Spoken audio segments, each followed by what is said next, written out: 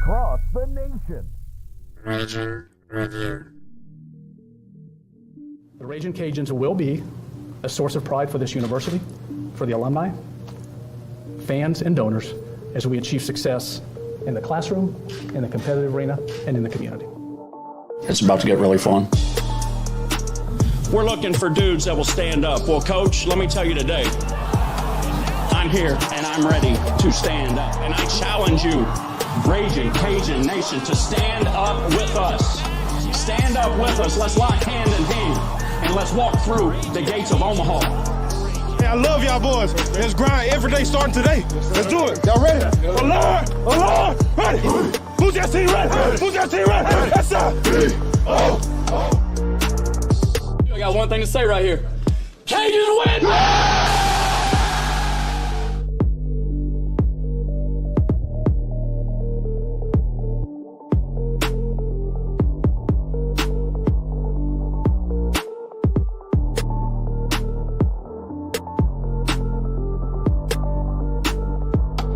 Ladies, gentlemen, children and babies, Cajun Nation, welcome to another edition of the Raging Review podcast.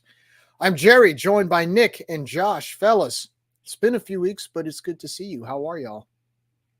What's up, boys? I'm doing well. Josh, good to see you. Gerry, good to see you. It's been, like you said, a busy couple of weeks, but glad we have the opportunity to get together and wrap things up. Joshua, what about you, man? All those. I echo your sentiments there, Nick. Good to see you, boys. I know it's been a little bit of a busy time of the year for everybody, so glad we can make it and do a wrap-up show. You know, sure. I know we talked about this. I bought a freaking Tesla at the Texas game. So I went to the Texas game. I was excited about the win, so I went ahead and bought a Tesla in celebration. So I'm picking that up tomorrow. And I know that's very controversial for some reason about buying a Tesla, because apparently that dictates your political leanings, which it doesn't. I just think it's a cool car. But anyway, sick. We're leading with politics. I'm here for it. You know what? I handshake and high five my wife when we win games. Nick goes and buys a Tesla.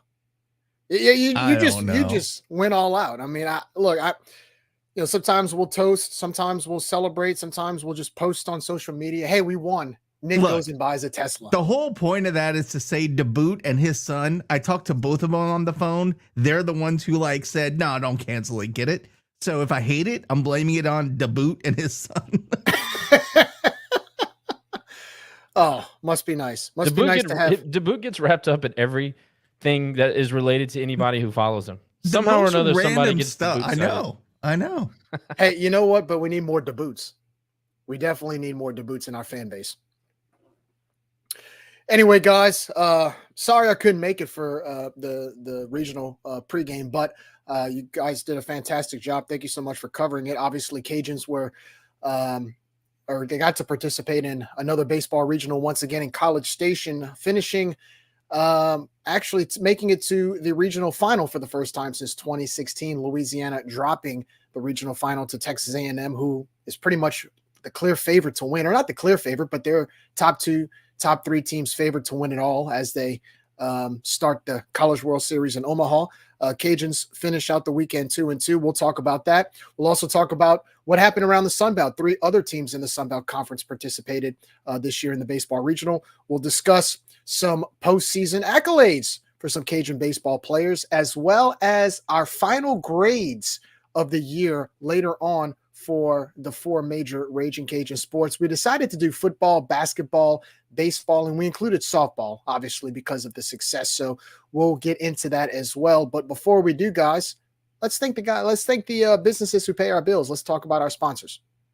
Hey, everybody. Thanks again for joining Raging Review for another weekly episode. We'd just like to encourage you to patronize our great sponsors like Dr. Brett Venable and Recovery Chiro Med. Have you been in a car accident or hurt yourself lifting on the job? Are you having neck pain or back pain, but really don't want to deal with a long, drawn-out process? Then call the chiropractor Raging Cajun athletes use for their neck and back pain, Dr. Brett Venable. The bottom line is, you just need to feel better. You need to get better quickly. That's where Dr. Brett Venable comes in to make all the difference. Dr. Venable and his integrated team of rehab, chiropractic, and medical doctors have 3 locations in Acadiana to serve you. Opelousas, New Iberia, and of course, main office in Lafayette. Dr. Brett Venable is one of very few chiropractors recognized by the state of Louisiana as a chiropractic specialist. He is also the only chiropractor in the Cajuns Healthcare Alliance and the only chiropractor on the board at Tulane School of Professional Advancement. Before you start to stress about the process, remember, this is exactly why you pay for car insurance. These situations are exactly why you carry workman's comp. There's no need for a court date. Your first call should be to Dr. Brett Venable and his great team at Recovery Chiro Med. No hassle, no waiting, and quick relief.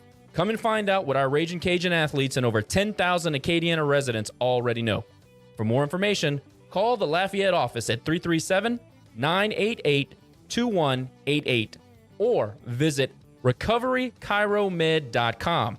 recoverychiromed.com. We'd like to thank Dr. Brett Venable for being an RCAF member and the exclusive chiropractic sponsor of the Raging Review podcast. Also, a huge thank you to Absolutely Embroidery and More. We know how much Cajun Nation loves their gear. At Raging Review, we get our gear from Miss Phyllis Thibodeau and the team at Absolutely Embroidery and More. Absolutely has a massive inventory of Raging Cajun apparel to choose from. If you can't find something you like, Absolutely can make something you'll like right there in the shop. And if your creation proves to be a popular item with customers, Absolutely will give you a little incentive for helping out with the cause. Bring in your vermilion and white shirts, hats, shorts, socks, dresses, jackets, sweaters, or whatever garment you need to represent the Cajuns.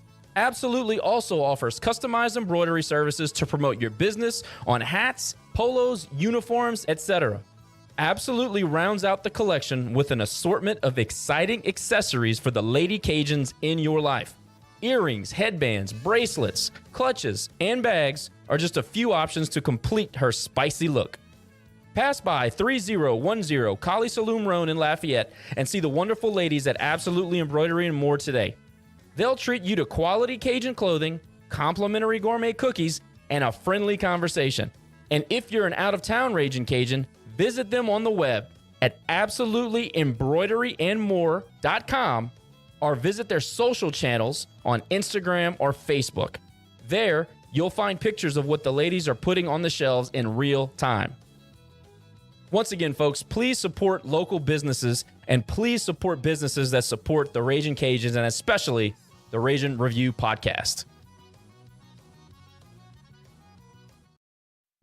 And once again, thank you to our sponsors, Dr. Brett Venable with Recovery Chiro Med and Absolutely Embroidery and More. Also, don't forget Crew en Law, the official NIL initiative of the University of Louisiana. They exist to enhance the experience of Raging Cajun student athletes, provide experiences for them to connect and engage with the fan base. So they help student athletes monetize their name, image, and likeness through experiences and connections in the community. Those experiences will help the student athletes to experience connecting the student athletes to local families and businesses. The mission of the crew raises funds and makes connections to NIL opportunities for UL student athletes. You can join the crew, give anywhere from whether it's $2, $20, $200, or $20,000. It is important in this world of NIL to stay afloat with college athletics. Also, speaking of Crew en Law, on Friday, July 26th, the Crew en Law Clay Shootout will be happening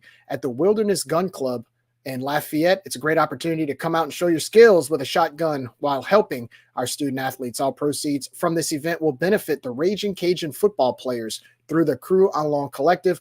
Sponsor or register your team today. The sponsorships start at $250. They go up to $2,500 with all of the benefits depending on how much you give. So Friday, July 26th, Wilderness Gun Club in Lafayette, the inaugural Crew en Law Clay Shootout. All proceeds will be for Raging Cajun football. All right, guys. Well, as I mentioned before, the Louisiana Raging Cajuns closed out the year last week in a track meet. The week before, they competed, or the baseball team competed in College Station for their third straight regional appearance dating back to 2022. First regional final appearance dating back to 2016. Falling to the Texas A&M Aggies by the score of 9-4, 2-2 on the weekend, starting off with Texas. Cajuns lost the first game to the Texas Longhorns by the score of 12-5. They were able to win the elimination game against Grambling by the score of 12-5. And on Sunday, pretty much, I would say, the win of the year. You ended the season for the Texas Longhorns, dominating them by the score of 10-2. And of course, the season came to a close once again, dropping the final game to Texas A&M 9-4. Louisiana Raging Cajun baseball finished the year 42-20. And of course, lots of accolades to follow, including regular season conference championship, player of the year in the Sun Belt Conference, Kyle DeBarge, pitcher of the year with LP Langevin, newcomer of the year, freshman newcomer of the year, of course, Simo, and last but not least, coach of the year, Matt Deggs. So congratulations to all of these great accolades. Of course, we'll get into that later on, but just wanted to hear your guys. And of course, Simo's Chase Morgan. I always know him as Simo, but congratulations to Chase. Great freshman year, great freshman appearance. Just want to hear your guys' input on that weekend. I kind of figured we'd go into a buzzsaw playing Texas A&M, but I thought we competed when it mattered. The first game kind of fell through the cracks. One bad inning pretty much turned the tables for us, unfortunately. But I like to fight in this team all year long. Every time we would drop a game, we always found a way to claw back, and I thought we did that that weekend. Obviously, Texas A&M, you saw what they did against Oregon. That team is loaded. I consider them a clear one of the top two clear favorites to win the College World Series this year. But I'm proud of this team. It was a fun year, lots of great highlights, and I thought it was a weekend where, to be able to end the season for the Texas Longhorns in dominating fashion, that was fun to watch. And of course, it was pretty cool to see a lot of the Cajun faithful travel down there. A few of my friends from Section A were down there. Parents, fans made the drive. Great contingent of Cajun fans. So job well done to Cajun Nation for showing up to College Station. But what are your thoughts, whether it's the regional this season, and what do you look forward to going into 2025? So first of all, thoughts and prayers to the Southern Miss families out there. MJ Daniels passing away in a tragic incident a couple of nights ago. So just wanted to throw that out there before we got into it. As far as baseball goes, look, I'm going to challenge you on saying that the Texas win was the biggest win of the season. I don't think so. And the reason for that is if we would have beat them Friday night, I think we could have argued, yes, that was the biggest win of the season. But I think you go into a buzzsaw like A&M at their place, it's going to be tough for anybody to beat them there. I mean, they were number 4 seeded national seed for a reason. So I don't know. I mean, it was nice as hell to kick Texas's ass. I wish we would have done that Friday. I think it would have been a different story in the regional. I think the Southern Miss game too, where we came back and beat them to not win the series. I think we evened the series, right? We lost on Friday. We came back on Saturday and won on Sunday. I think that Saturday game to me was the biggest of the season. But all in all, man, you look at what Deggs has done since he's gotten here. I mean, we've 3 straight regionals. It's been a while since we made 3 straight regionals in baseball. And Deggs came in here. He took a very tough situation. He's done what he's done with that situation. Every year you feel like we're progressing a little more. It feels like you get the building blocks every year. You pull your hair out at times. The decision-making drives you absolutely insane. Josh, for what? Because we see the text during the games, but at the end of the season, the results do speak for themselves. And I thought, had we beaten Texas on Friday, I think this may have been a different conversation. Not to say we would have won the regional, but we may have gotten to the last game. But I was proud to see what I saw out of the guys all season. I mean, Jose, that guy is he's the epitome of a Deggs player and a water hose boy. Simo did his thing. Devo, you hate to lose a guy like that next year. And obviously I'm sure we'll touch on some of the guys that are getting in the portal, but all in all, man, you gotta be pleased with the way that the season went. And again, you've progressed and gotten better every year since he's been here. And if you continue on that trend, what's in the next natural step is to get to the final game and maybe make a super regional. So if we're here next year talking about being in the final game of the regional or making it into the supers, I think these are all the building blocks for some really good things to happen for it. So really pleased with the season. obviously disappointed on how things ended, but all in all, I love this team. I love the guys on this team, and you really start seeing things come together. I think that's all well said. I agree that Texas, had we beaten Texas in the first game, right, with their ace on the mound and their team at full strength, I would agree that that was the best win of the season. The thing is that they went extra innings with A&M the night before, emotional, bloody fist type game. They were ripe to be beaten. Now, that doesn't take away what we did offensively against them. And of course, the pitching performance that we got from a guy that we needed to get it from. So everybody played their part on the Saturday, and I'm glad that we won that game. Don't get me wrong. But yeah, I think the Southern Miss game was more important, especially because of where it was in the season. Conference mate, you're getting their best shot on a Saturday. I thought that was probably the best win of the season. And I agree with Nick. As far as, man, that weekend as a whole, and then I'll wrap it into season thoughts as well. It is another step in the right direction. We've only gotten better under Matt Diggs, and we can get into, how we do it. And I will do that because I want to answer something that someone said to me that I thought was very interesting. But based on how we've progressed, Nick, we continue to get better under the leadership of Matt Diggs. And I've said a million times, I love the grit that they play with. I love the development of the program, and I love the way he instills confidence in the players that we recruit. I hate the way we manage games, and we'll get into that later. But I'm just saying, just because you say that you don't like the way the game is managed doesn't mean you have a personal vendetta against Matt Diggs. The results speak for themselves when you're playing on a tournament final Sunday with a chance to go to a game that's going to get you to the next level. You've obviously accomplished something, and certainly winning 40 games. I think we've only made three regionals in a row 3 times in program history. So look, if you look at history, and history's your guide, that's kind of rarefied air. So you got to give him credit for that, obviously.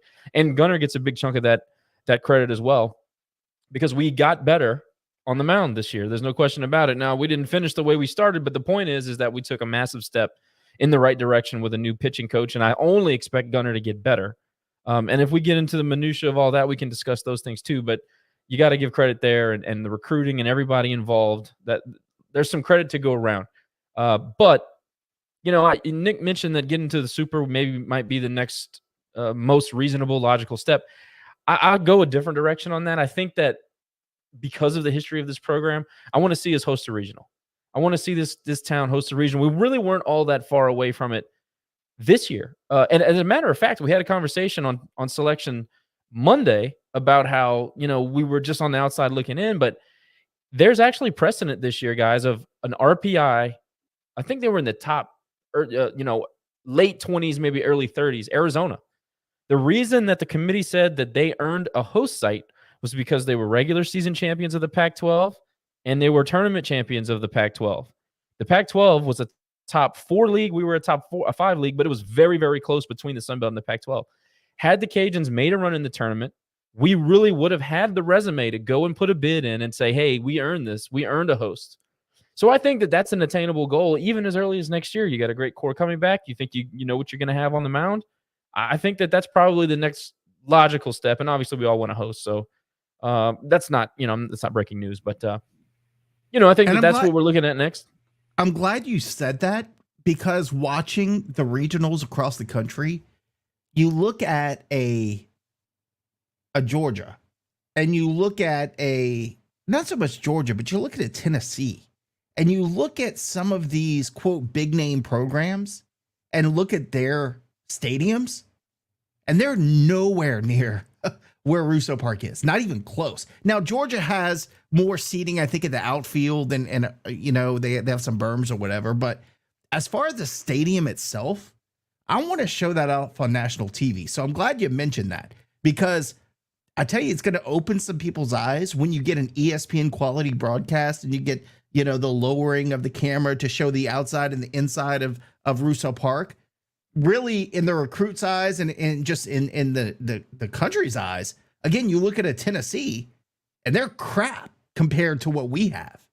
I want to show that off. I'm with you. I'd be good with hosting next year. Well, and look at the technology and the way the broadcasts are done now, especially with ESPN Plus and the squeeze play, I think, broadcast. Wasn't that cool? How awesome was that?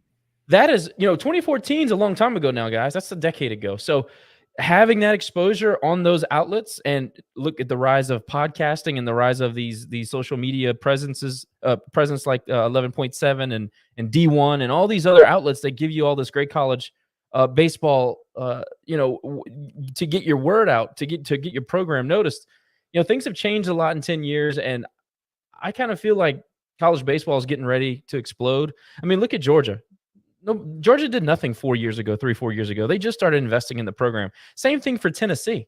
5 years ago, nobody was scared of Tennessee to go to Knoxville to play baseball. This is all very new. So I think that it shows that they are starting to, and when I say they, I mean what used to be the bottom half of the SEC, they're investing in their programs, they're investing in the NIL, they're investing in coaches. You look at Tommy Vitello, you look at the guy that was at TSAB that went to Georgia and was automatically successful. Now, it did help that he had one of the top 3 players in the country on his side. So Charlie Condon was an absolute machine this year.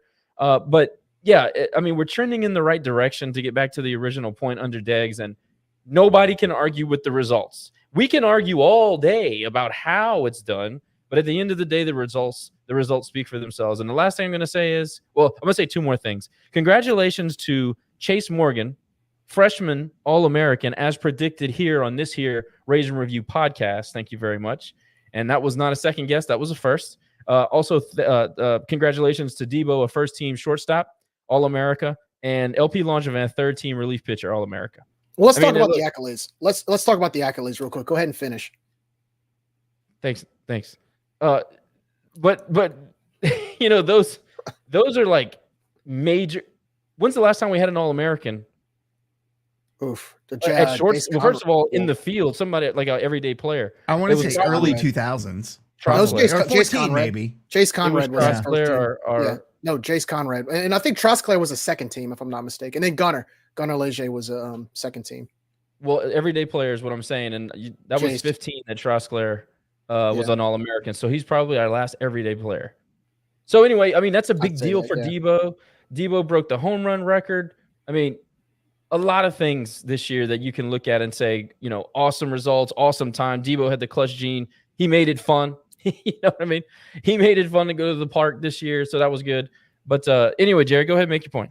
Well, I was going to say, I'm just going to list them. So I'm going to start with the all-tournament team in College Station. Caleb Stelly, Lee Amade, Jose Torres, Kyle DeBarge, and John Taylor all made the regional all-tournament team in College Station. Then, of course, you talked about All-American again. Like you said, Josh, congratulations to these guys. But the NCBWA first-team All-American, Kyle DeBarge at shortstop, third-team All-American at pitcher, LP Langevin. And not only did Simo or Chase Morgan get freshman All-American, he got it from two different outlets. He got it from the NCBWA and Perfect Game, both first-team freshman All-American.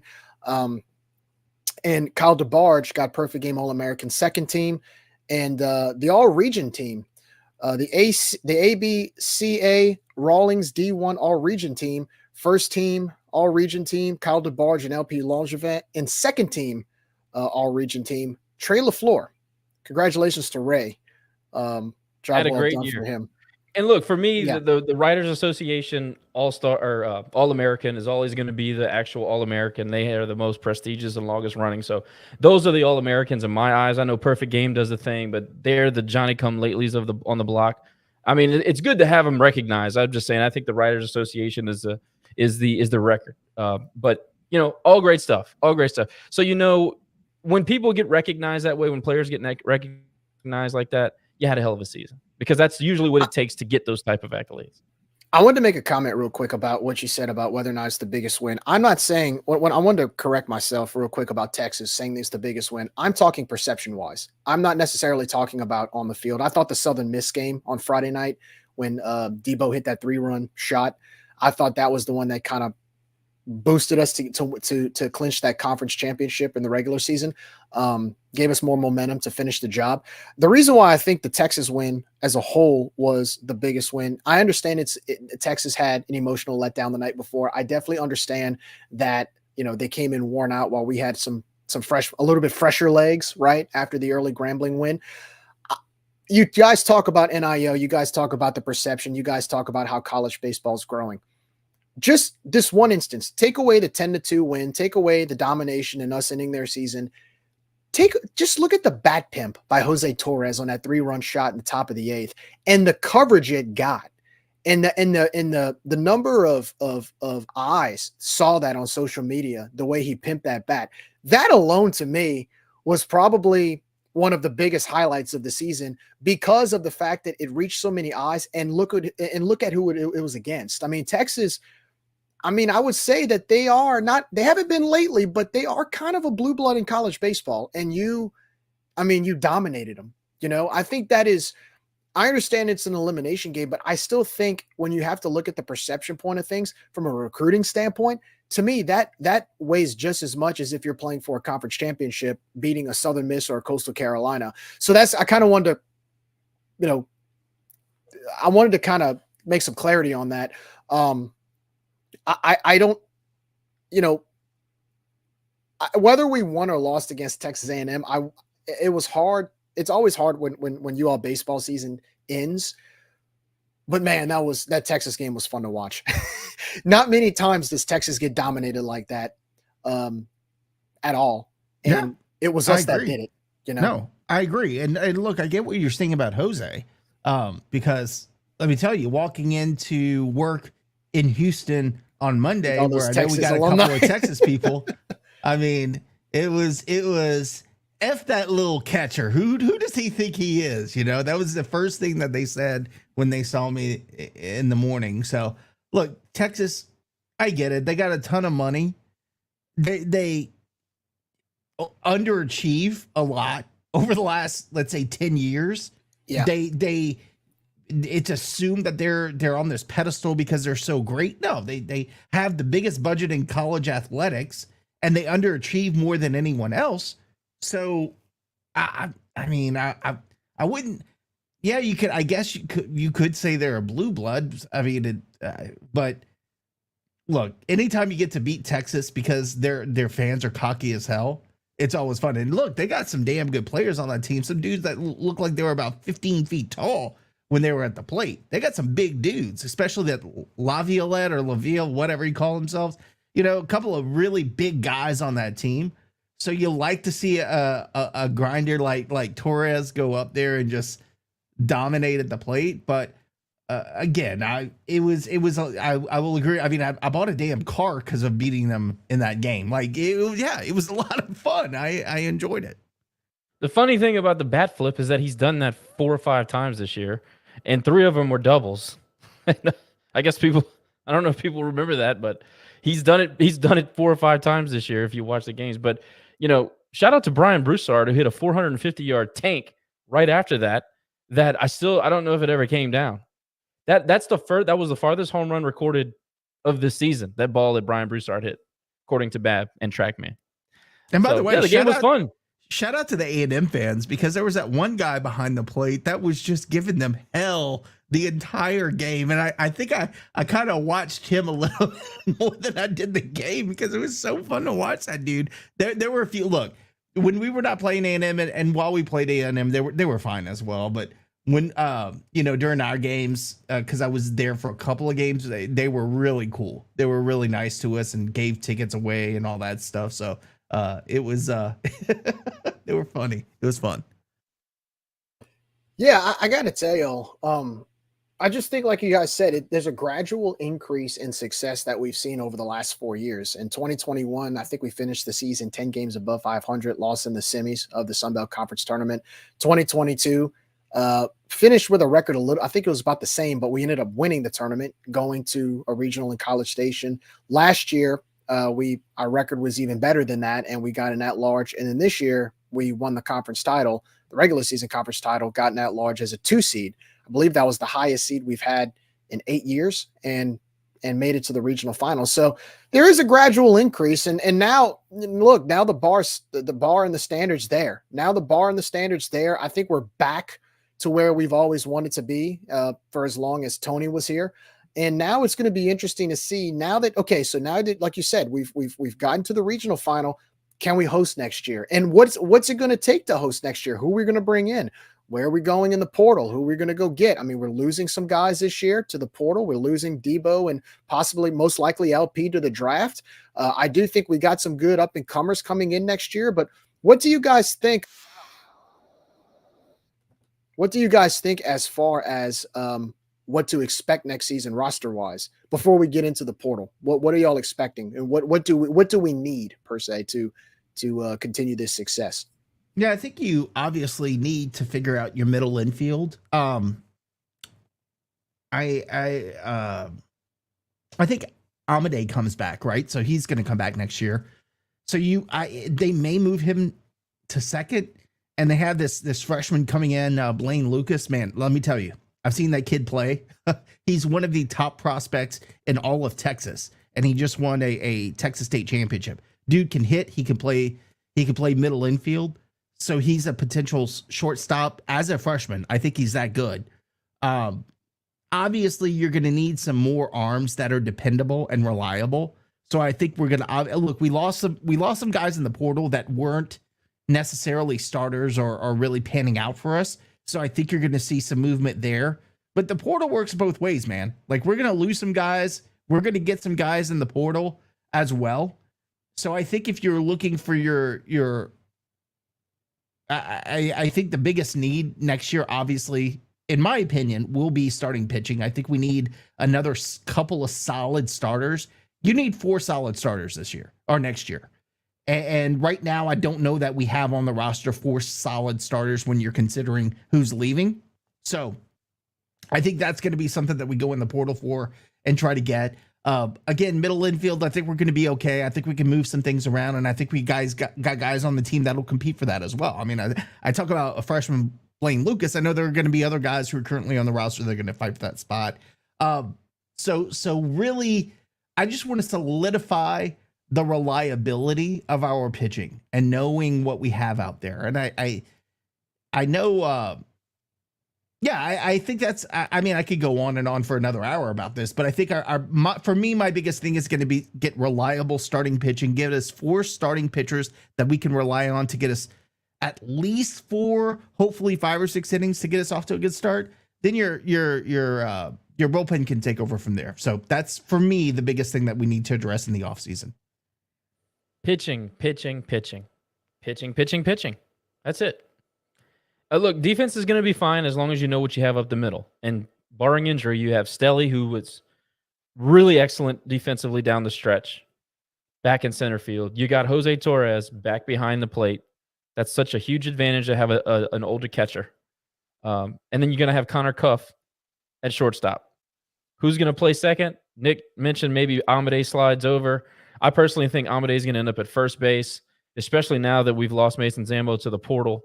I think you see Lee at first base, but who knows? I think the defense is going to ultimately be fine, and typically I think Deggs will figure it out offensively. Pitching. We need to abandon platoon pitching. The number one thing we need to do is abandon platoon pitching. We need to go out and find middle relievers that you can trust, and no more D3 Texas schools for pitching. I'm done with that. We have flopped majorly on all that. Martinez is also in the portal. That's going to be an addition by subtraction. Huge miss. We can't miss on pitching. We've missed way too much on pitching since Deggs has been here. I think that now that Gunner's here, he has somebody that's in his ear that'll at least help him consider these decisions better. So that's a positive going forward.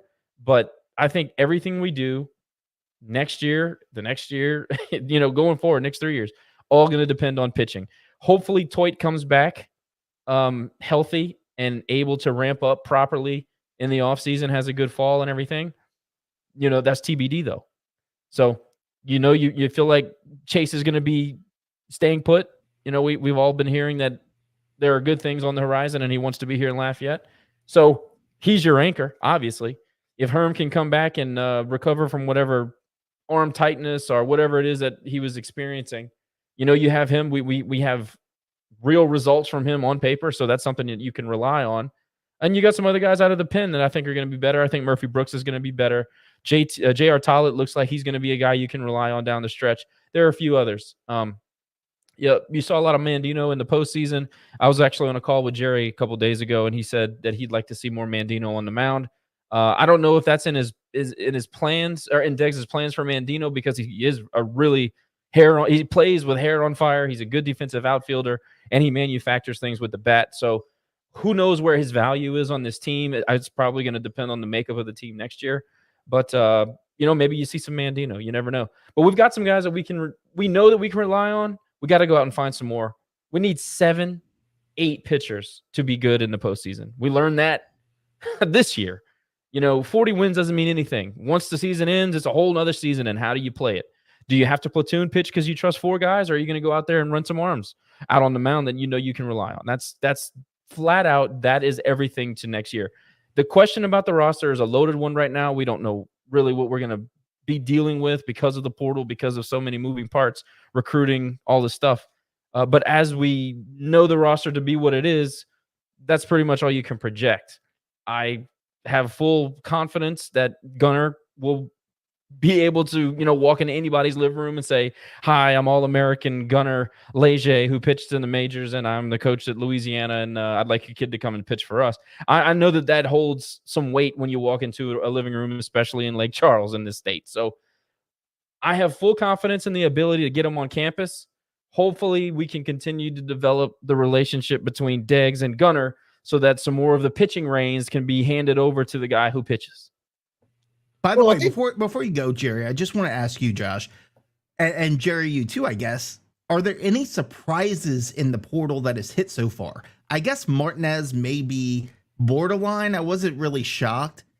Clay Wargo, I guess I shouldn't be shocked because of how well Jose played this year, but I guess I am kind of shocked that Clay's going to move on. Is there anyone else that pops out at you? Let's go through the list real quick. I have the list up if y'all want to discuss that. So to your point about the portal. So far in the portal, let's see, catcher Clay Wargo, third baseman Ben Robichaux, right fielder Jackson Halter, Jack Martinez, pitcher, outfielder Colton Riles, Patrick Vien, pitcher, Phil Brenneman, pitcher. The surprise for me, first baseman Mason Zambo. I did not expect that. I thought he was going to be a guy that was actually going to be a kind of a standout guy for us next year because of, his leadership in the locker room. Coach Deggs has said numerous times he's the best teammate you can find in that locker room. And, he seemed like somebody that, the work while you wait mantra was pretty, it seemed like it was pretty heavy on him. And I was expecting him to come out next year, play first base and have a good year, kind of like Trey LaFleur did this year. That's the one that shocked me the most. Looking at Clay Wargo, look, Jose Torres had a breakout season this year. I unfortunately for Clay, I know he almost transferred last year. So it's hard to see him go, but I understand where he's coming from. Ben Robichaux was a little bit of a surprise for me as well. I thought he would have had a little bit more of a role next year, but I don't know what is said in those exit meetings. Maybe there's something or direction that the coaching staff wants to go that maybe doesn't have a fit for him. But the shock for me was Mason Zambo. I hate to see him go. That's a tough one for me. Well, they all hit at the same time, by the way. They all hit on the same day. So you would have to think they probably, the exit meetings were happening.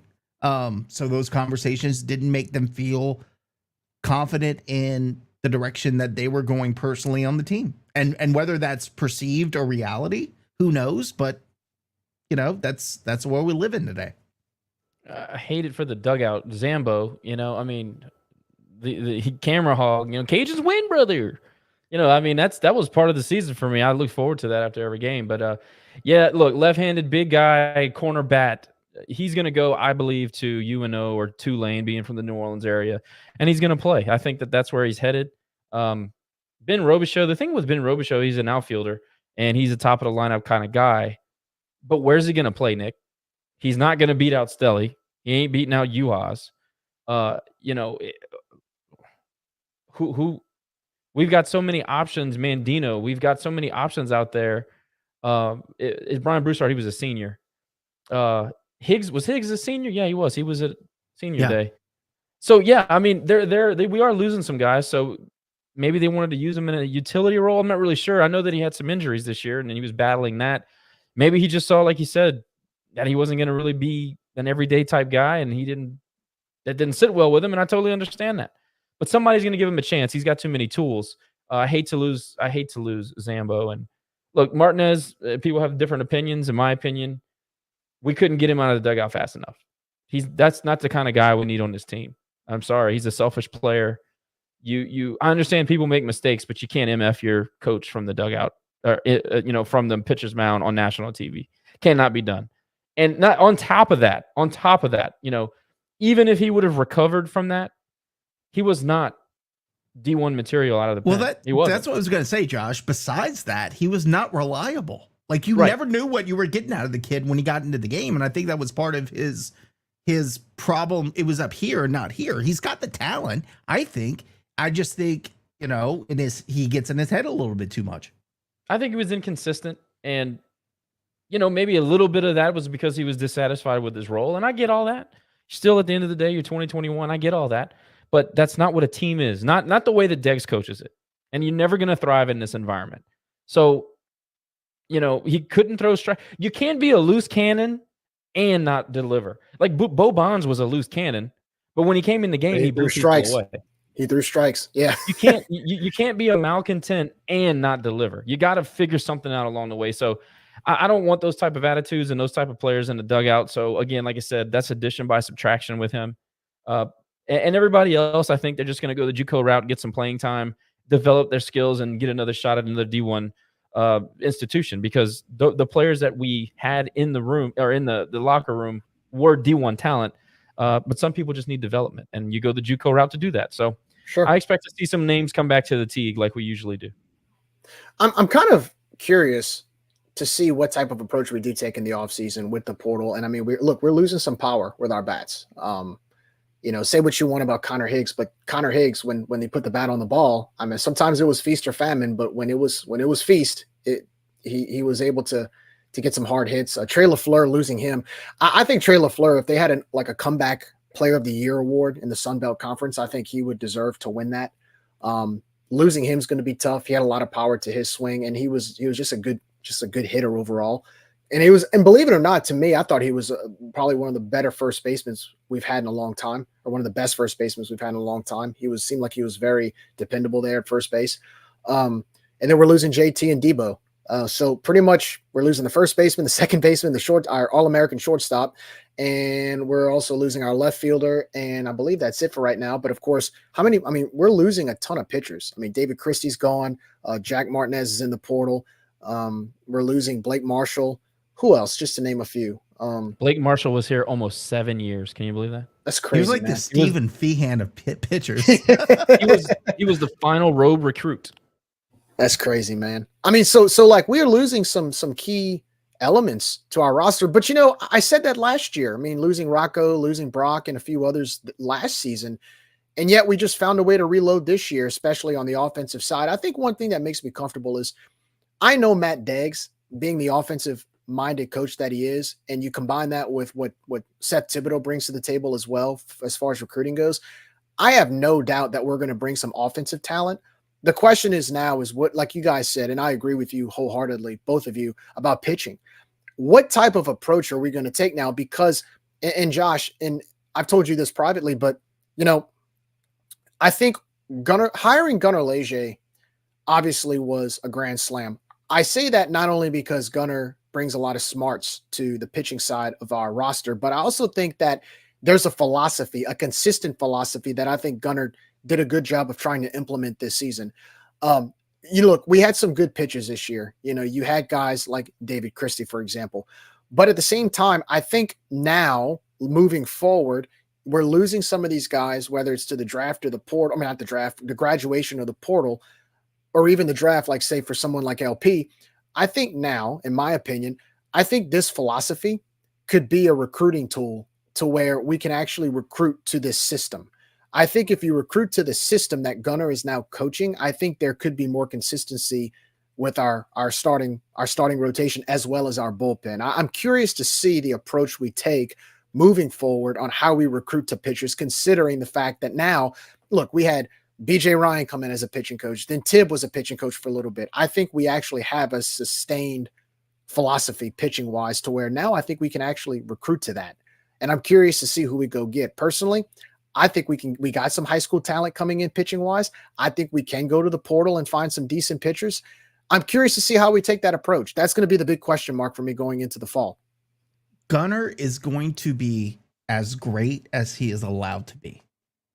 And that means how hands off will Deggs be when it comes to pitching? I have no doubt in the fall, it's going to be Gunnar's going to be in charge. In the summer, Gunnar's going to be in charge. Spring, early spring ball, Gunnar's going to be in charge. When we get into game situations, is Gunnar going to be allowed, when we get into the season, to live or die by Gunnar being the pitching coach? That is what I want to see. I don't feel like Gunnar was allowed to be the pitching coach during the season. I feel like at some points he was, but look, when Deggs goes out there defensively, I get it, but you never saw anybody else but Robe, the pitching coach, go out to the mound for visits. Gunnar can talk to guys about defense. I want to see my pitching coach out there every visit. I don't need to see Deggs. So that's to me is what's key to Gunnar's success here. Is you mentioned we had BJ Ryan. He was here a couple years left. He was like, what am I doing here? I'm just kind of here. Tibb was there for a couple years doing his thing, but I want to see, look, it was his first year and I get it, but I want to see him let go of the reins and let Gunnar do his thing. Gunnar's going to make mistakes. He's a young pitching coach. We expect that, but I want to see Gunnar go out to the mound every visit. I don't need to see Deggs do that. Deggs has got enough on his plate. Deggs needs to manage the game and let Gunnar handle the pitching. That is just my opinion. Gunnar's going to be as great as he is allowed to be, and that's what I think. Nick's preaching in here, y'all. I hope y'all listening, because it's true. And do I want Gunnar to be successful here? And do I want him to be a Grand Slam hire? Of course I do. But it's certainly far from. It's not for sure at this point. We don't know if he's a Grand Slam yet, because there were times this year where I found him to be reactionary. I found the body language to be not ideal. There were some interactions, especially in the postseason, that I'm just telling you from a fan's perspective was not something I wanted to see. And I gave examples in group messages between us three. Look, it's year one, and he's still a young guy, and there's still there's a small gap between the players he's coaching and him.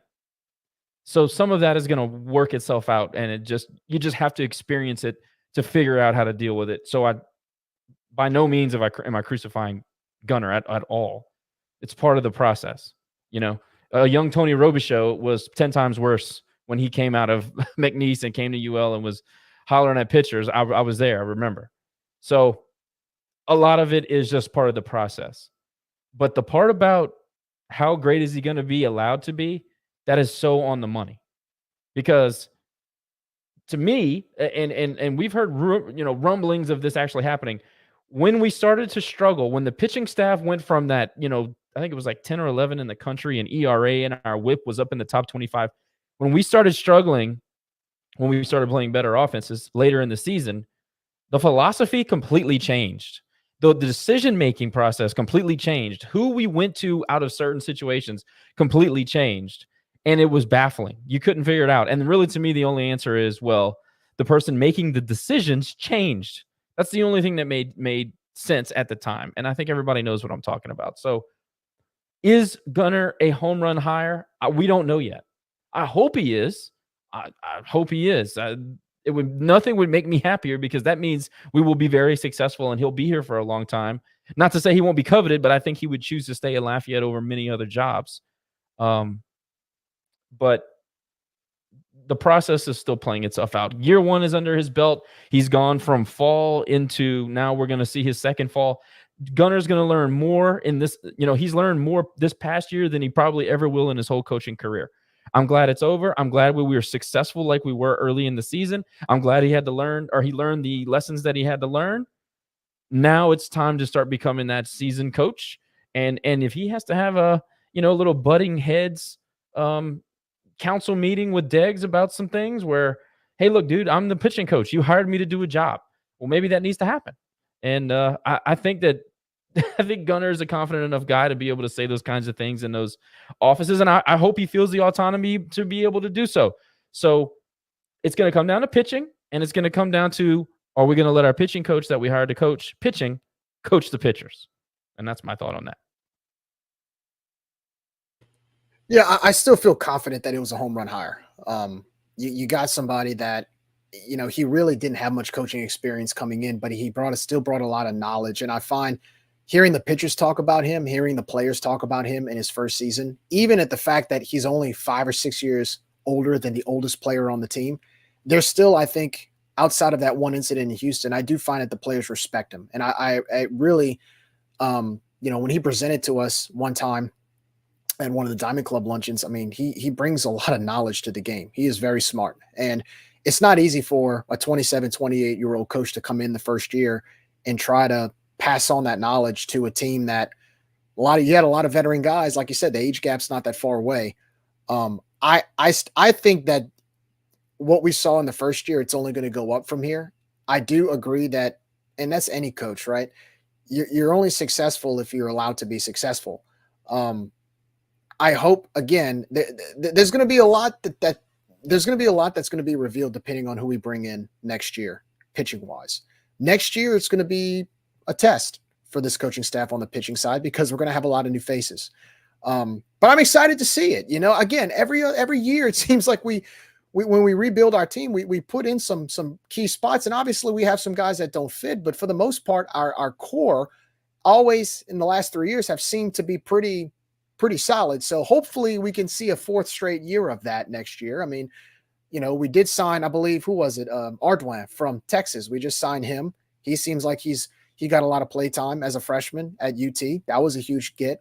We have a bunch of, so I believe, I forgot, I don't know if it was Perfect Game or one of the major media outlets ranked the top 25 high school baseball teams. Catholic High, I believe, came in number 1, Catholic High Baton Rouge, and Turnbull, Texas, came in number 2, and we signed a player from each of those schools. So we have some Tomball. I keep saying Turnbull.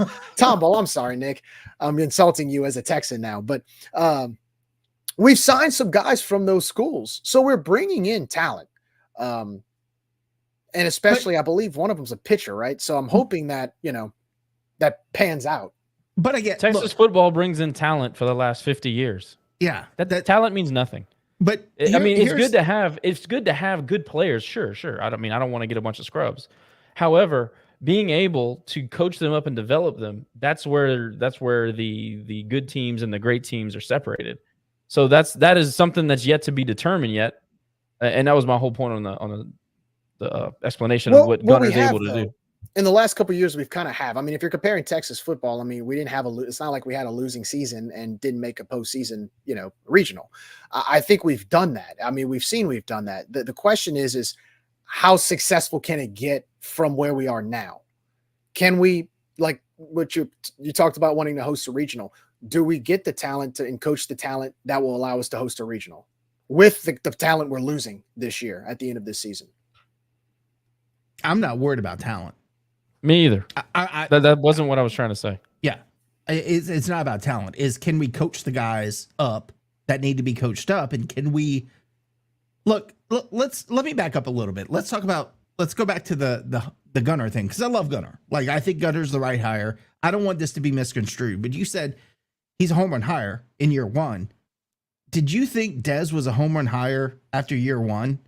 I mean, we've gone a couple years and we've gone 6 and 7 2 years in a row. Are you still feeling like he's the home run hire that he was? I think you got to give Gunner time.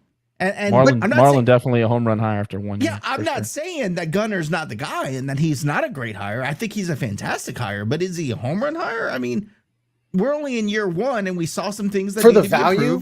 For the value, yes, I do. For the value, yes, no doubt. Okay, no doubt. I mean, because again, his but Dez was a value hire. We win 6. When you look at it in football, but compare the records. We win 6 and 7 with Dez, and in this year we have the best finish in 8 years. Right, but that's what I'm saying. But we have to take all things and you have to look at it from a big picture perspective. Dez came in and had a pretty decent first year. So did Gunner. Like, I want to give it a couple years before I can go back and say Gunner's a home run hire. Think he's a great hire. I don't want him to go anywhere. I hope he succeeds. But I think I want to press the brakes and see where we kind of go from here. So far, yes, I do. Now, that can change. that can change. If our ERA skyrockets in the next 2 years and the pitchers don't pan out, you know what? I'll come back and say, you know what? Maybe it wasn't as great of a hire as we thought it was, right?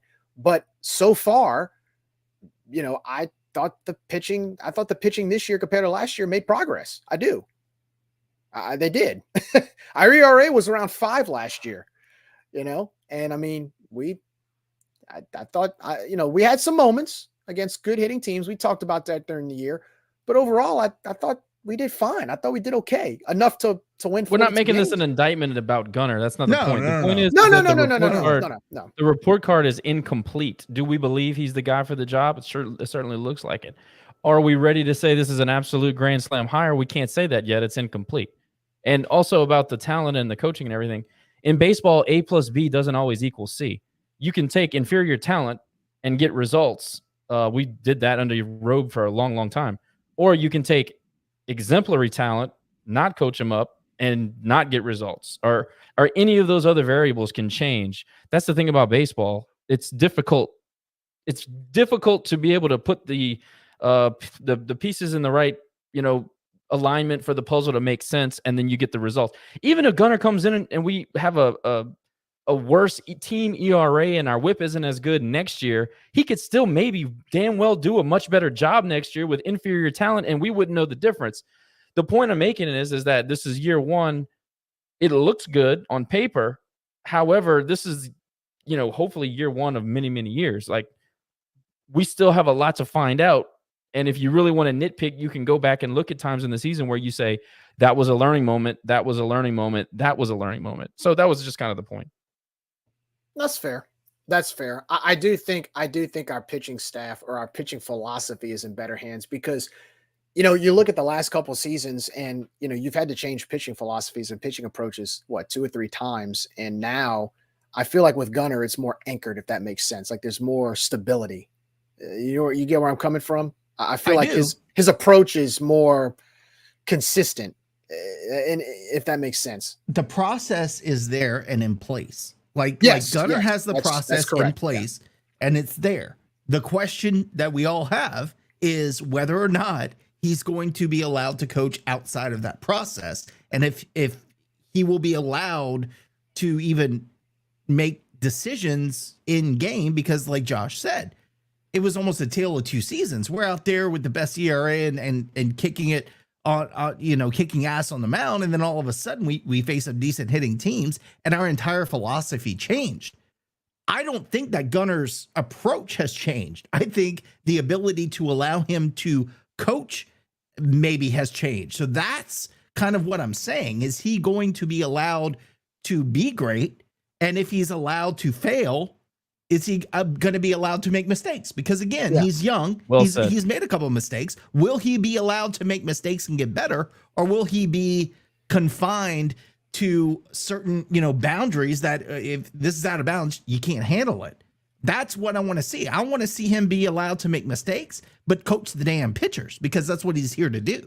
Yes, well, I would hope so. I would hope so, because that's why you're hired. If you're hired to coach a certain group, you should coach the group and learn from it. I mean, how are you going to be able to succeed later on if you don't know how to fail every once in a while? I would hope that that's the case, because if not, if what you guys are saying is true, then we're never going to get a good, even if, you know, somebody comes in after Gunner, we're never going to have a good pitching coach because too much interference. So no, we'll see. We'll see. I mean, I'm not disagreeing with you guys on that. We'll see.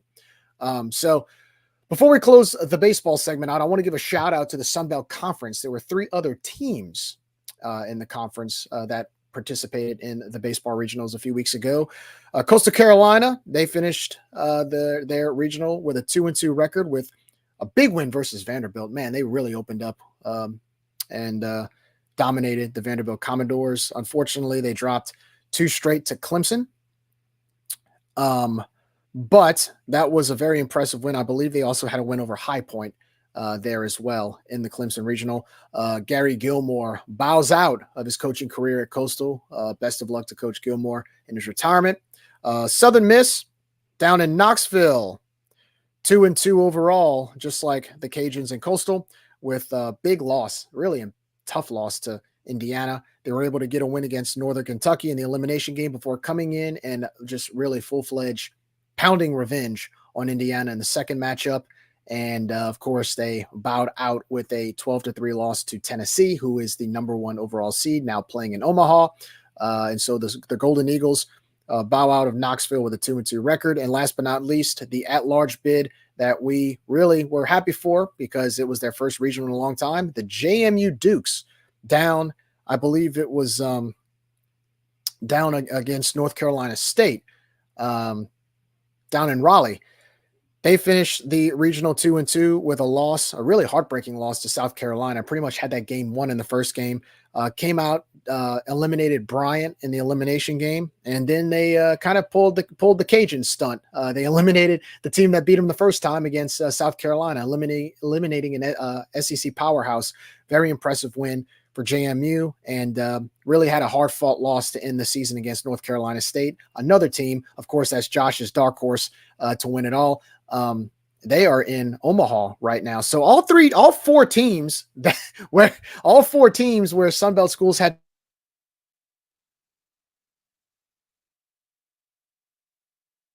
my apologies, except for Clemson, Florida, of course. And I'm going to eat crow on Florida. Okay. I was very upset that Florida made Ooh, man, I lit you on fire on that one. Hey, that's okay. That's okay. I deserve, look, I'm going to admit it. I'm okay. I can take defeat, right? Look, Florida shut me up pretty hard. And they're in Omaha now. Now, can they go all the way? I don't know, but they're catching fire at the right time. But that's 3 out of the 4 teams that were hosts to our conference mates, all headed to Omaha except for Clemson. So just a job well done for the Sun Belt Conference this year in baseball. I believe we finished 5th overall as a baseball conference. Very impressive.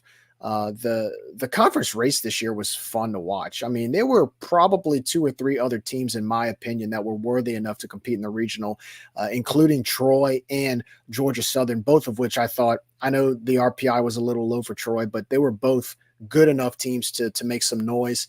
And I think the conference is only going to get better from here on out.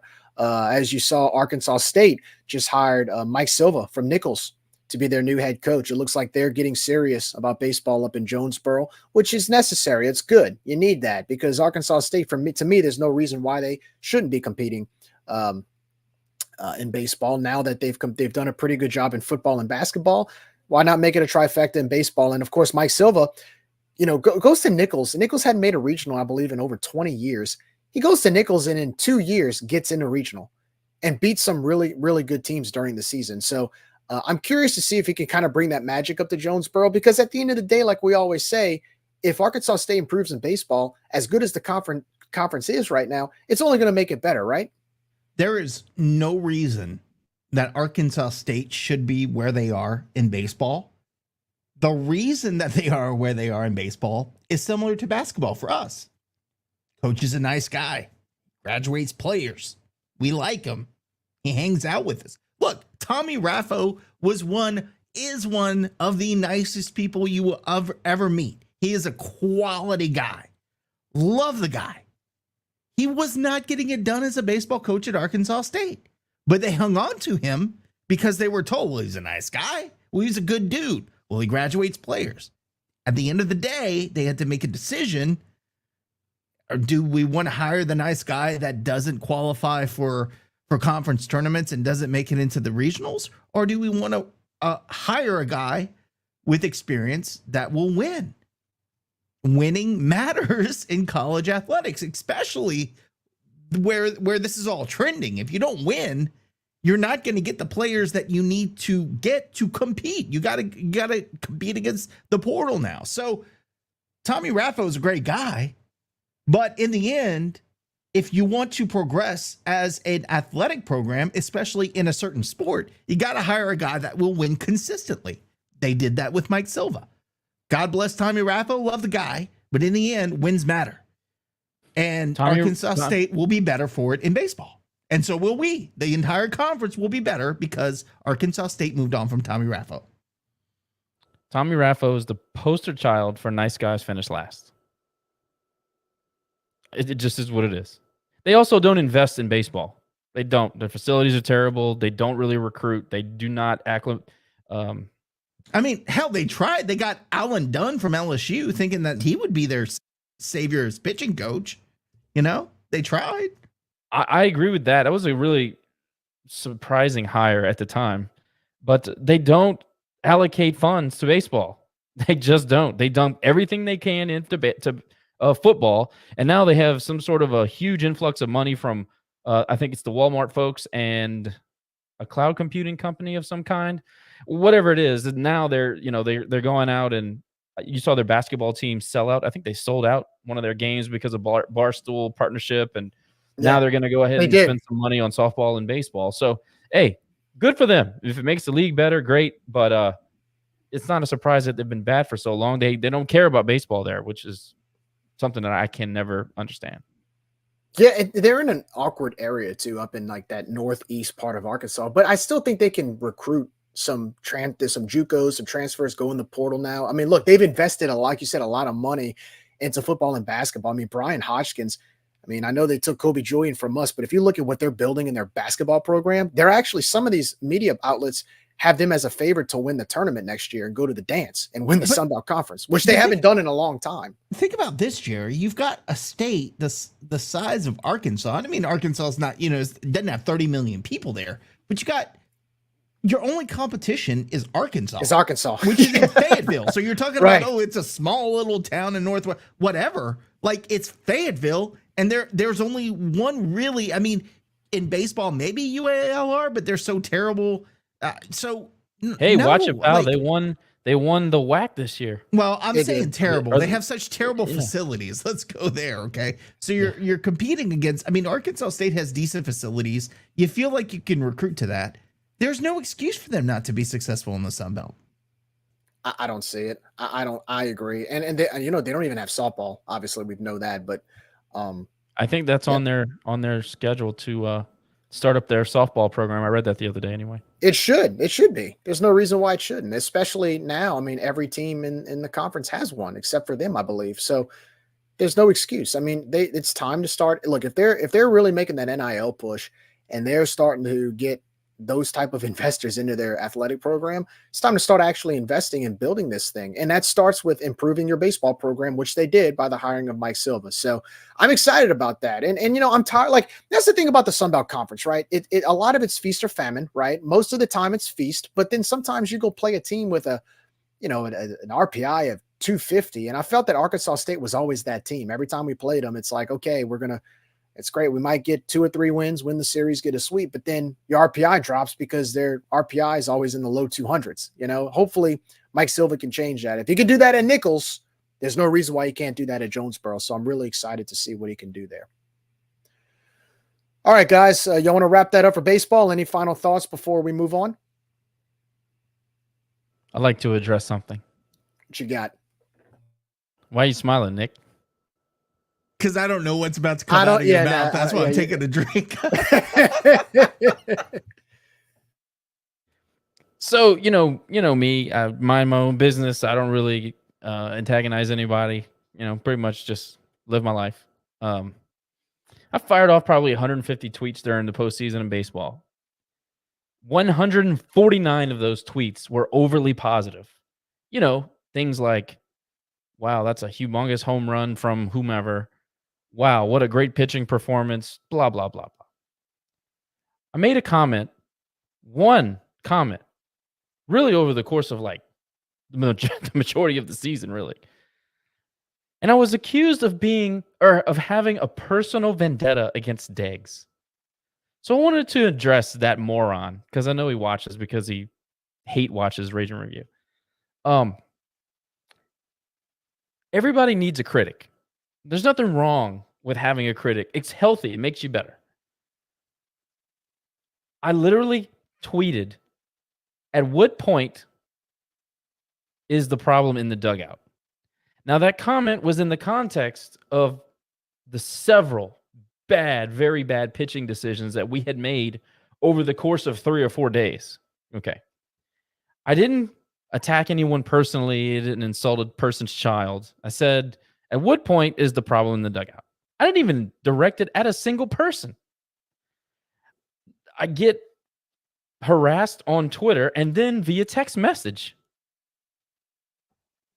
This guy's claiming that I have a personal vendetta against Deggs, and then I'm gonna block him, and I'm gonna do all this stuff. And I literally was like, I'm talking about right now. I'm talking about baseball right now. Anyway. The point I wanted to make is that you can say 3 million positive things as a Cajuns fan. You better not even attempt to fix your mouth to say one half-ass negative thing about anybody around here.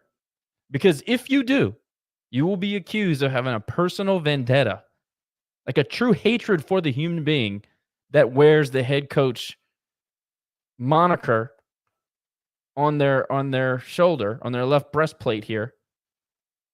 And I just think that that's so utterly ridiculous. And I had a little bit of an epiphany. It's like, we get in trouble for being negative, whatever that means.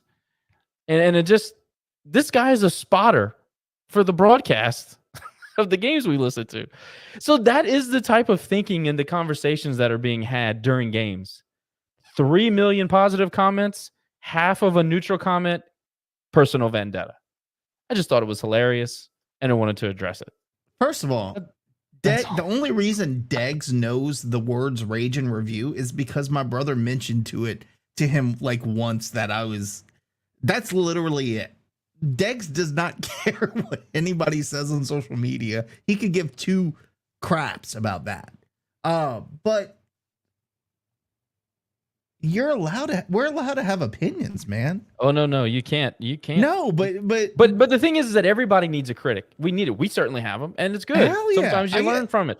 But the other thing is that I've been saying the same things for 5 years. Love the development, love the grit. Glad the program is advancing, and it certainly is. But God, I hate the way he manages games. That is not a personal attack. That is not saying anything negative about the program. That's not doing anything other than being a fan and saying, I clearly don't like the way he managed. Also, I always say I'm a traditionalist. I don't like platoon pitching. I don't like running when you're not supposed to run. I don't like any of that stuff. It's just my style, my preference of baseball. It doesn't mean I hate the coach. I just thought it was funny and something that we could laugh about together. But it's the epitome of do we want to be a big time program or do we want to be a small time program? Because what you're describing is a small time crap. It's small time thinking. It's not big time program stuff. We're gonna get into that in a little while. But don't worry. Don't you worry, Nick. Like, again, do you really think Deggs gets on Twitter and worries about what we say about his? He doesn't care. No. He doesn't. And if he does, that's awesome. The bigger problem. It would be kind of awesome if he got off of the Brad interview and just goes, like, gets on his phone. Goes, I wonder what those bastards on Rage and Review are saying. But again, the thing is, we got to make, as a fan base and as a program, we got to make a decision. Do we want to be a big time program or do we not? Because if we want to continue the small time thinking, and I don't know where you're going with this, Jerry, but if we want to continue the small time thinking, then we're never going to grow. So if you're mad because somebody says something that you perceive as negative and I hit at somebody and you take it to the level of, well, why are you bashing somebody? Then that we're never going to grow as a program. A wise listener of Rage and Review once told me there's a difference between being negative and being honest. What we say is honest feedback. That's what we say. I call Rage and Review like the Google review of the athletic department or UL athletics or a Yelp. Community notes, right? Yeah, right. But anytime we get feedback and you deem it as negative, I mean, they want to talk about how, well, we're a business and we got to run like a business. Well, guess what? You go to any business, they're going to get feedback and people are going to say, here's what we liked about the place. Here's what we didn't like about the place. Here's where we think you can improve if you want to keep getting customers. And that's what we do every week. But then if we do that, oh, you're just being negative. You don't like us and all this other stuff. It's like, dude, if we didn't like you, we wouldn't be doing this. I wouldn't be going to the games. I got other things. I got a 2-year-old kid. I can take her anywhere else. I don't have to bring her to the Teague. I don't have to bring her to Cajun Field. Josh, same thing with you. You got kids. We could be doing other things outside of wearing Vermilion and white going to the UL game. So don't come at us saying, you're just being negative and we're the reason why people don't show up because of social media and all this other stuff, which we heard, by the way. That's another thing that I thought was pretty hilarious, that people don't show up to certain games because the negativity on social media. That's Oh ridiculous. no, wait. I got that dude Caden saying that players hate me. And I'm like, all right, name them. Well, I can't do that because you're lying. But here's the thing. Look, in my yearly annual review, like part of that is going to people who report to me and they give feedback on my performance. And a portion of that is where can I get better? And they give some constructive feedback. And the first thing out of my mouth isn't, well, they're just being negative. No, it's like, okay, what can I do to change that perception? Is it me? Is it them? What, like, let's strategize on how I can get better. And that's the problem, is that certain people get so comfortable in being friends with people and being comfortable with where they are as in their position as a fan, as somebody as an administration. You get comfortable, and then when you start getting comfortable, that any kind of negative reaction or constructive criticism turns into, well, you're the problem, not me. It's personal. Well, you just it have to. Personal. Well, yeah. Why don't you just start listening? Because there's always a reason behind that negativity, and trust me, that negativity is not always correct. It's not. Everybody who says something negative doesn't mean that it's always it comes from the right place.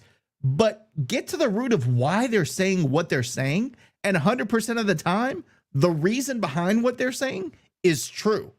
So instead of bashing the people for being negative, how about you be introspective and figure out what you're doing that makes them feel that way? And guess what? 100% of the time, it's going to be something that you can change to make that better. But the easy way out is to say, well, you're just negative, because you don't want to reflect on why they're saying what they're saying. You just want to say, well, you're negative, and that's it, and move on.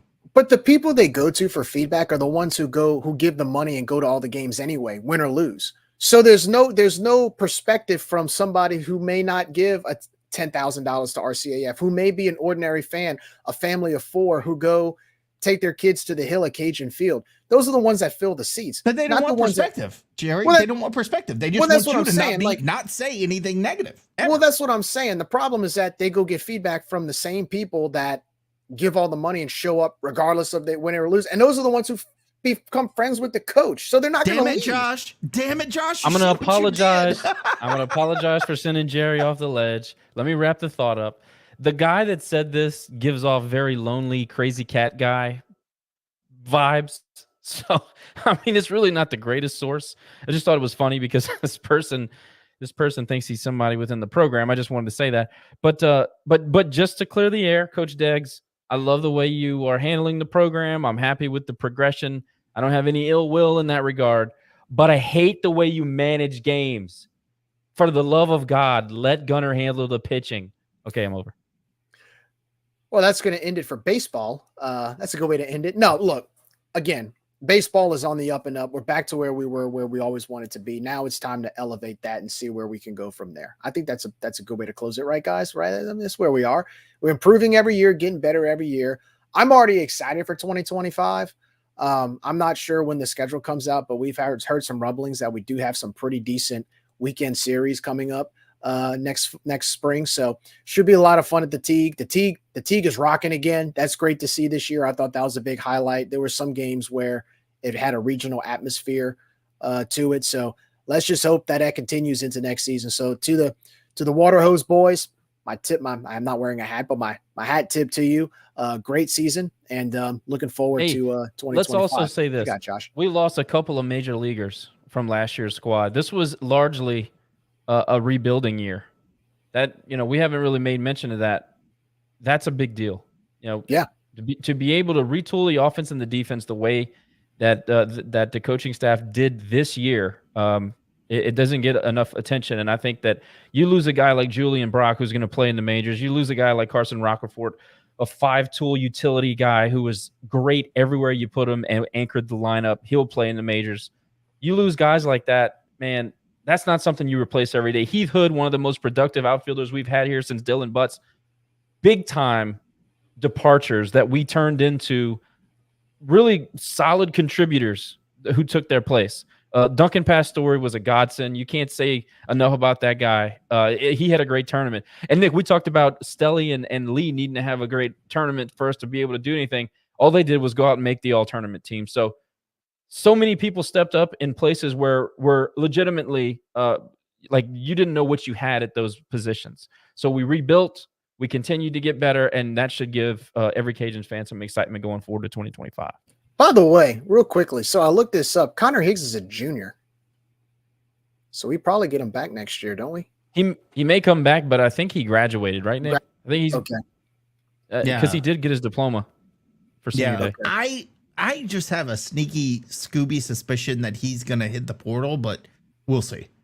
Okay. That would be shocking. If Higgs hits the portal with his connections to our head coach and his father and their friendship, I would be blown away. Well, we're going to find out. But hey, look, fall ball will be here, 4 months away? I think like 4 months away. So it'll be here before you know it, and we'll have a lot of new talent coming in. And, it's like every other year, we always, every time we conclude a baseball season, it's like, man, we had a great year, but what can we get next year? And like you said, Josh, I'm glad you brought that up. I didn't know what to expect with this team this year with a lot of newcomers coming in, and they gave us the best finish in almost a decade. So job well done again to the Waterhose boys. Looking forward to next year. All right, moving on. So now that this is pretty much our last episode of season 6, we decided to gather our thoughts and grade the top 4 sports here at UL, which include football, basketball, baseball, and softball. I guess the way we did it, the criteria was on the field, but I'm going to change the rules a little bit and talk a little bit about off the field as well. In certain sports or certain cases, we'll give you grades of what we saw and then base it. We'll also base grades if depending on what was, if there were certain instances off the field. So how are we going to start this, guys? How do you want to do it? We're going to go per sport. All right, so we're going to go per sport. Let's start with football. So I love how blunt this is. It's just like, jeez, all right. This reminds me of my first grade kindergarten, or my first. How was your report card, Josh? Report card from like LEOGD.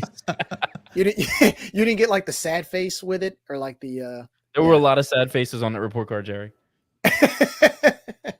Anyway, so I'll start off with football. Okay. So football, let's just kind of give some quick stats. Football finished the season 6-7. They finished 5th place in the Western Division for the Sun Belt Conference. They got bowl eligible the very last week. And to me, they lost at least 2 or 3 games that, in my opinion, should have been wins, including the bowl game. You lost to an FCS call-up. If they win that bowl game, I'd probably give them a B-, but because they lost that bowl game and ended the year with our 2nd straight losing season, I'm going to give them a C. I personally thought that it was a little bit more of a disappointing year because on paper, I thought we were a better team. I thought we were an 8 or 9 win team on paper, and we just couldn't finish when it mattered. The Southern Miss game comes to mind. The Georgia State game comes to mind. ODU comes to mind. Jacksonville State comes to mind. Too many close losses to teams that I thought we were better than. I mean, we were favored in most of these games, and we weren't able to hold on. So my grade is a C. And, of course, losing some main guys like Kendra Gant, losing Zion Chris to the portal, that hurt us as well. I am curious to see what happens next year with some of the guys coming in. I know we have a decent backfield and running backs. Receiving core is going to be fairly young. I'm curious to see what Chandler Fields does at quarterback. It seems like this is his team. So, the schedule's not easy, but look, there's some media people predicting us to have a 7 or 8 win season. So it looks like on paper, we have some talent coming back, but based on last year's results, I was very disappointed. I mean, you guys heard me on the post game coming back from the New Orleans Bowl. I was very upset after losing that game. Should have never lost to that team who, they were an FCS call up. They weren't even eligible to play in a bowl game. So football gets a C from me. Josh? Disagree with you. Well, okay, I'm going to go first because I disagree with you. I see an average season would be 7-6 to me. Having a losing season is not an average season to me. To me, I don't even know why I gave him a D+. It should have just been a D. But the point is, I gave him a D+. The uniforms pushed it over to a D+. I think so. But you're just a couple of years from being in the a ranked team winning the Sun Belt Conference, and now you're losing to FCS call-ups in a New Orleans Bowl and having a 6-7 season. in my opinion, this should, now will it? I don't know, but this should be the season where we decide if Dez is the guy long term for us. God bless him. I love Dez, but this should be the season where he has to show us something on the field, or we move on. Last year was not acceptable. The year before was not acceptable. We can't have another 6-7 season. I'm sorry, because you're fighting the portal, you're fighting NIL. We got to have somebody in that position to be able to fight those battles and also win on the field. And you're also opening up a brand new football stadium too. Yeah. So again, not pleased with the results. Gave him a D+. Probably just should have been a D, but whatever. The point is, you can't have a losing season and expect to be considered average. To me, that's not average. To me, that's below average. Agree with that. Were we 4-4 in conference, Jerry? We were 3-5. 3-5. Okay, that's what I thought. Okay, now keep this in mind. I'm totally jaded with football, so keep that in the back of your mind where I'm defending my D+. I gave him a D+ because they went 6-6 against the 109th ranked strength of schedule in the country. They went 3-5 in the Sun Belt Conference, and we had the easy side of the Sun Belt Conference. Outside of a couple of wizardry acts from Zion Chris, we probably lose 2 more games. We did not play well at home. We were told when this hire was made that we were keeping Dez in place to continue what Napier is doing. Not only did we not do that, we completely changed the offseason workout situation, the living situation, everything. We have changed everything. On top of that, you go to the New Orleans Bowl and lose to a call-up team in the most brutal, gut-wrenching fashion on national television, and that's just completely and totally unacceptable. It just is. We're undisciplined. Once again, we were high up in the country in personal fouls. We can't seem to make big plays when the game is on the line. We played 3 quarterbacks with substantial experience, lots of snaps under their belts, and you can tell me injuries till you're blue in the face. I do not care. Zion Chris should have been your starting quarterback coming out of camp. They totally botched that, just like they botched the quarterback situation the year prior. I do not trust, especially offensively, but I do not trust the direction we're headed in. We lost Lamar Morgan, which, again, that's an addition by subtraction in my view. We've lost Zion Chris, who is our most marketable player that we've had here in a very, very long time. And I'm not really sure what else we had to back it up. That's outside of – now, look, I did see that we were, I think, number 6 in the country in losing transfers to other schools. So that's a good thing. But, how are we developing the high school talent that we have coming in? How are we developing the JUCO talent? We can't be this far away from a top 25 program. We were 3 years ago. We're 3 years removed. It can't be this way. So they get a D+ from me. And honestly, I have absolutely no expectation for this season. Maybe it's better that way, but specifically to 2023-24, no, D+. And like Nick said, it could easily go to D. So overall, I'd say that was probably like a D+, C- type grade for football if we were adding it all up. And I think that's fair. I think that's fair. The question is, what do we do about it moving forward? Can't go 6-6. Can't go 6. And you lost to USM again at home when they didn't even have a freaking quarterback.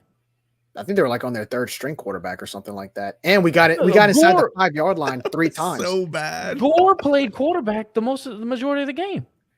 And I want to say we got inside the 5, 2 or 3 times and couldn't score. So that in itself. Oh, and then we had a scoop and score and then fumbled on the goal line before we got into the end zone. So it was a brutal football season. And tailgating was terrible. And they continue to make it worse because they keep, I'm not going to say robbing people because that would get me in trouble, but it's pretty much robbery. Well, we'll find out this year. Of course, season tickets are pretty much on sale now for the general public if you're interested. Anyway, moving on to basketball. Oh boy, this might be the longest spiel of all of them. I gave him a C-, and that was really, really, really, really, really generous of me.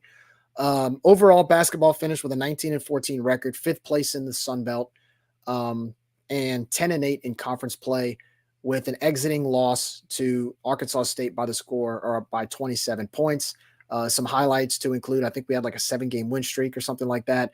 Some lowlights were losing to ULM, and again, a 27-point exit from the Sun Belt tournament to Arkansas State. We lost 2 of our key guys to other schools, peers of ours, Joe Charles going to McNeese, as well as Kobe Julian going to Arkansas State. Look, I gave him a C- because there were some high points during the season. I thought we played pretty well during that stretch. So I'm going to be a little bit more generous there. I will say if we included things off the court with basketball that goes beyond the locker room, they would get an F from me. I thought you changed the rules. I did. I'm talking about why I gave him a C-. But if we're including extracurriculars outside of what happened on the court, they get an F. No promotion. You have there's no there was, I mean, the attendance average was one of the worst it's been, I think, since the Cajun Dome opened outside of the COVID year. And the only reason why the COVID year was bad was because you had limited attendance. You weren't actually allowed to go to the game. Season ticket sales were atrocious. They were abysmal. And you have a support system, a portion of the fan base that, I mean, you talk about wanting to be friends with the coach. It's probably the worst out of all sports at UL, to the point where there were confrontations that happened during the season. And that's, we just can't have that. That there's no excuse for that. I think that at this point, and it's in multiple confrontations with fans, you know, on social media, in person. I've gotten a few from fans that support basketball, and it's not necessary. Legal threats. It all goes back to being friends with the coach. I don't support a team because I'm friends with the coach. I support a team because I want to win. And if that's how you want to support your team, fine. But right now there's a lot of apathy. I don't like the direction it's going. You know, I've talked to many people close to that program, and, you know, I hope it changes this year. I know the coaching staff went to get some players in the portal, but it just, overall, it was a disappointing season. I'll just leave it at that. It was a disappointing year. I'm sure Dennis Allen is a nice guy, but you see what he's doing with the Saints. Look, I gave a D. I don't even know why. I honestly didn't care enough to even really dig into it, Jerry. And that's sad. That, well, there's your D right there. There it is. I don't care enough to really dig deep into it. Probably should be an F, but I really didn't care. I guess I gave them extra points for making the conference tournament. Congratulations on that. But the fact that they just got into the dance the year before and now get blown out by 20 plus points in the conference tournament. Yeah, no, unacceptable. F- for me. I didn't know there was such thing as an F-, but you're just giving him like a Z. There's no such didn't get a Z. Yeah, but you know, you re-signed a coach to a 4-year contract extension that nobody wants. You allowed yourself to be held hostage by an NIL player who went to Memphis. You had absolutely no backup plan for that. You waited till the last minute thinking you had it in the bag, and you didn't. When the highlight of your season is losing to JMU at home, you know you had a bad year. You qualified for the conference tournament. Congratulations. I think the SBC was 20th in RPI in the country, or net now. They have the net ranking, whatever. You lose your most marketable player in Joe Charles, a local kid who wanted to be here. You can't hold on to Kobe Julian, who you were literally loyal to a fault. He said, sorry, I'm going to Arkansas freaking State, who also happens to be the team that blew your ass away by 20 points in a freaking conference tournament. 27, Josh, 27. Oh, excuse me, 27. No, that game was so insignificant that we were at the Teague when it was going on. That people weren't even watching the projectors that they were showing the games on. That's how insignificant. You have literally scared away the entire fan base. And I'm talking about the blue hairs that are the only ones literally that show up. You can't draw flies. You can't sell season tickets. It is completely dead inside the dome when people actually do show up. We were at a game that they had 257 people at. And I don't care that it was Mardi Gras. That should never, ever, ever, ever happen.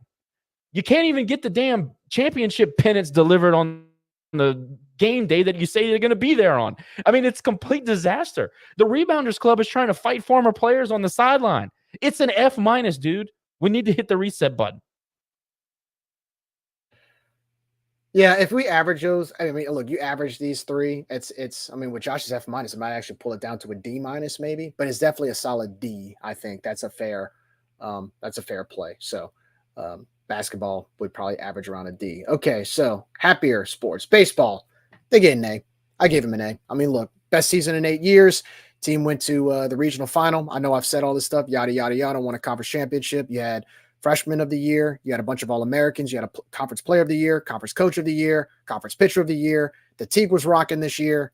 It was a lot of fun. One of the most fun baseball seasons I've had in a long time.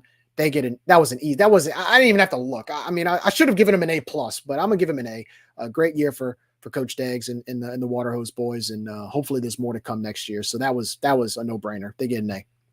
A plus for me would have been making it to the final game of the regional, making it to a super, but still they get an A from me. And yeah, what you said. A plus for me for most of the things I've already mentioned, but the plus was similar to what Gerry said. While the schedule wasn't as challenging this year as we've seen in years past, we had a lot of great series at the Teague.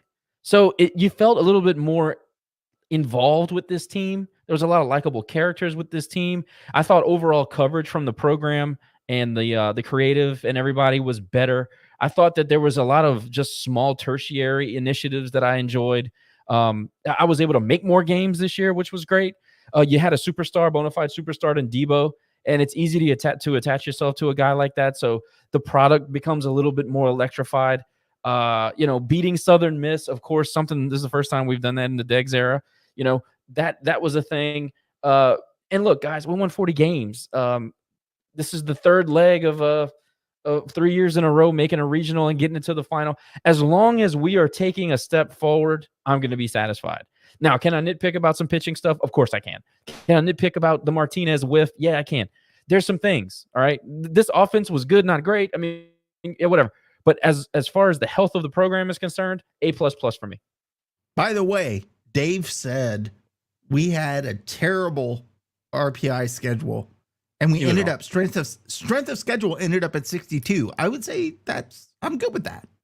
So we actually said, hey, look, it's not great, but it's pretty solid. And top 60, what is it, 64, top 65? It was 62. Look, that's basically a tournament. Close. Yeah. There's 64 tournament teams. So there you go. I'll take 60. And now, would I like to get a couple better opponents on the road out of conference next year? Absolutely. That was just my shut up, Dave moment. So overall, baseball gets an A. No brainer there. Softball. So for me, I gave him an A. Now earlier in the season, the first 20 games, I probably would have given him like a C-, but the way they fought back, went on, I believe, like a 31-4 run, some ridiculous run. It was amazing. And look, they hosted their first regional in 8 years, since 2016. It was a heartbreaker to lose to Baylor in the regional. Obviously, I thought we were good enough to make the super to go face Florida. At the same time, I mean, you hosted a regional. You were good enough, even as a mid-major. Now, granted, in softball, it's different, but we were the only quote-unquote smaller school compared to say mid-major. SEC. Well, I'm just going to say it because it's true. We were the only non-major big-time school that hosted a regional. We were. And I know Nick's mad. Non-traditional power. We weren't. Look, Oklahoma, Alabama, TSAB, all these big schools, they hosted regionals. We were the only one that wasn't from the SEC or the ACC or the Pac-12 that hosted. And that's complimentary to our softball program. It's complimentary to our history. It's complimentary to our culture. And it's complimentary that the NCAA officials, who usually like to kind of not really give us favoritism, for them to actually allow us to host and do it as a 13 seed, that's respect. And for that, when you're able to earn a 13 seed in this day and age, in this world of college sports, the way they are, I mean, I don't know what else to say. That's an A for me. So, and next year, I'm actually really excited because, look, this year you ended Oklahoma, who won their 4th straight national title. You ended their 71-game win streak at their house. You dominated the conference once again. You won the regular season with a 22-2 record. You finished the season 45-19. Again, you were 1 or 2 pitches away from getting to your 2nd straight super regional, but also too, I think next year you have a lot of talent coming back. You didn't lose much. So next year, I expect this team to not only make a super, I expect this team to actually make it to Oklahoma City. But crazier things have happened. This year was a great way. I like the way the girls responded early on in the season. And look, they get an A from me. There is no such thing as mid-major. I was waiting for it. Secondly, Look, they got an A- for me. The minus is there because of two things. One, when you're hosting, you should advance, and we didn't do that. And secondly, our defense costs us. I think the regional, and that plagued us the entire season.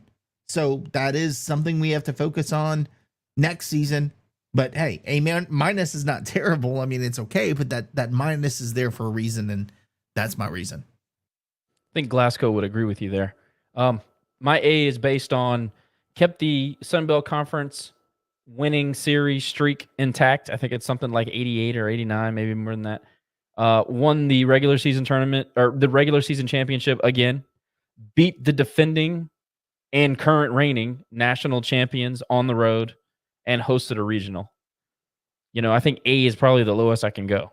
That's probably an A plus. But I just want to say shout out to the girls because we don't talk as much softball as we do the other sports. It was fun to be at Lamson this year. I went to more games than I ever have. Enjoyed watching the girls play.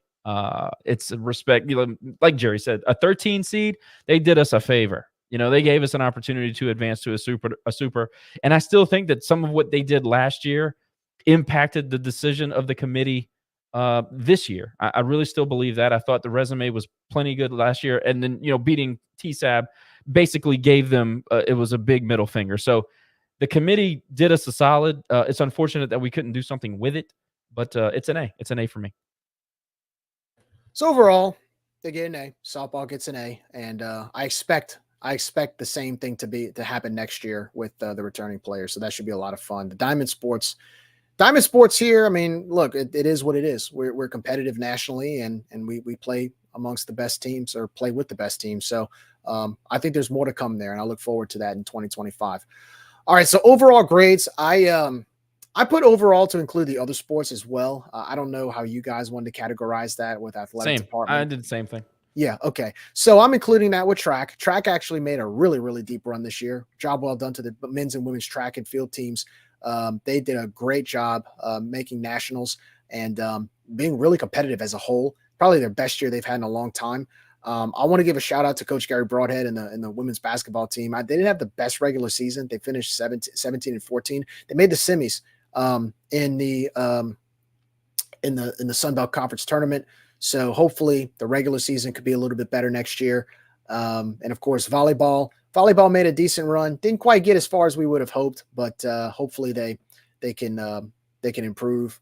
And all the other sports, I know soccer, men's and women's tennis, golf, didn't quite play up to par of what we expected on the golf. And I believe golf and soccer didn't have the best years, but I expect them to improve. And men's and women's tennis, we always compete in conference.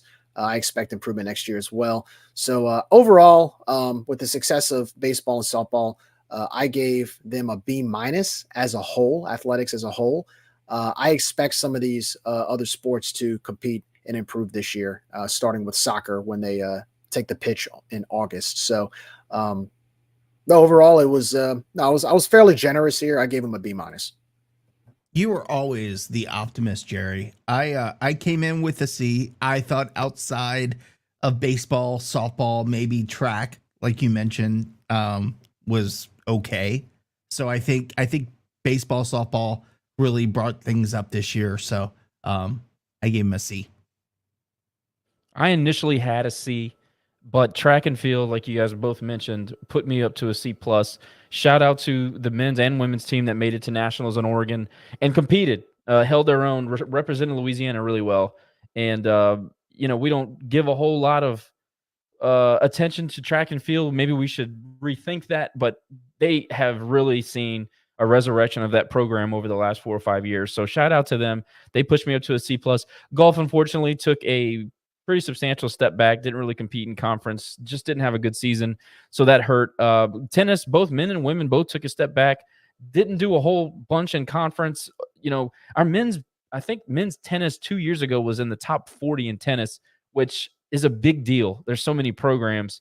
We weren't anywhere near that this year, unfortunately. So it is what it is. Volleyball remains just maybe slightly above average under Christy Gray. I know they did beat Rice, which was a pretty substantial win for that program. Outside of that, they didn't do anything and didn't make any noise in the conference tournament. Texas State still kind of owns us, is what it is. Maybe we'll get better. Soccer, we're still in a transitional period.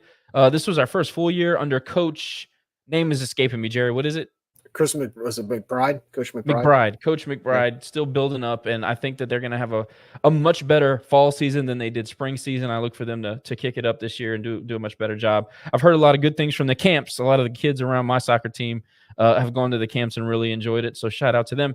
But overall, I think it's a C+, kind of a lot of good on the diamond, not a whole lot else. And if I was the one who asked this question, where we're going to include the administrative part of athletics, those grades will look a whole lot different for me. So I'll just say that, but C+ for just the programs.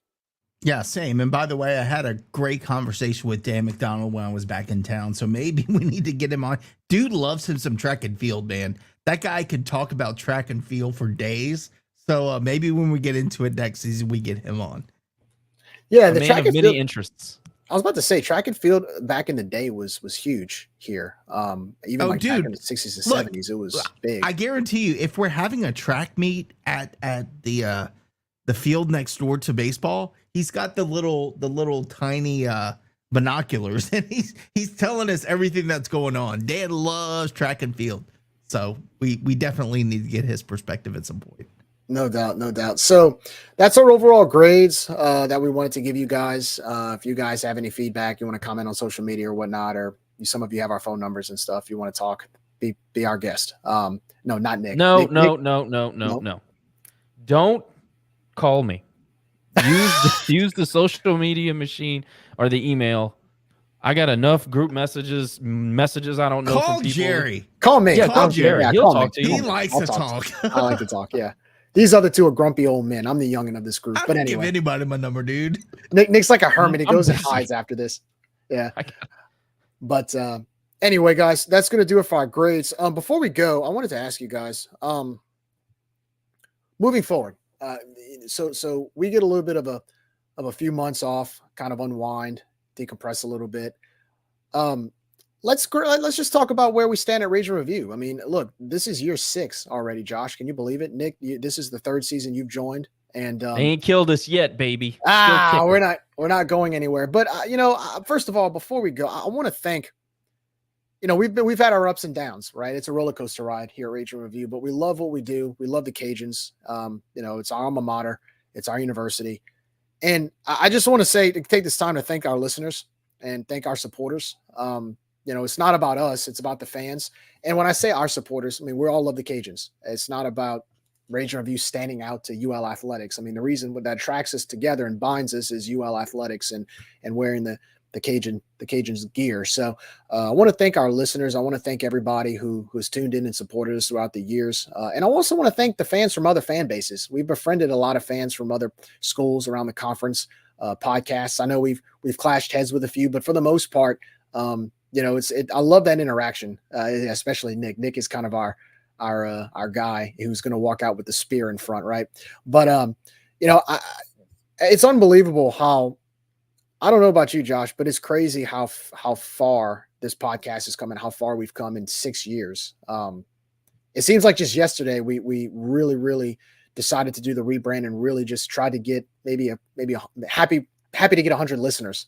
And this thing has grown into something really special to where I think it feels like the podcast itself has overtaken the three of us and what we do. It's kind of taken a name for itself. Just thought I'd say that. And, we're still going strong. And to the critics, sorry to say, we're not going anywhere. Not going to lie, man. This is a pain in the ass. I mean, if you disagree with it, tell me, but this is not easy. I thought walking into this, all you do is show up and you start talking, and then you realize there's editing involved. There's graphics involved. There's planning. You got to figure out times. I mean, hell, it took us 2 weeks to all get together at 9:30 on a Thursday night to try to get the last episode out. But to me, the moment, or one of the moments I knew what we do mattered is when something happens in athletics and the first thing people start doing is not necessarily sending us messages, but like on Twitter, on Facebook, like tagging us and saying, "Hey, Rage and Review, what's going on? Live episode? Are y'all going to talk about this?" So to me, that's what matters. Is not, I mean, I'm just one of 1,000 opinions out there, and trust me, my opinion is not always right. It just might be one of the loudest.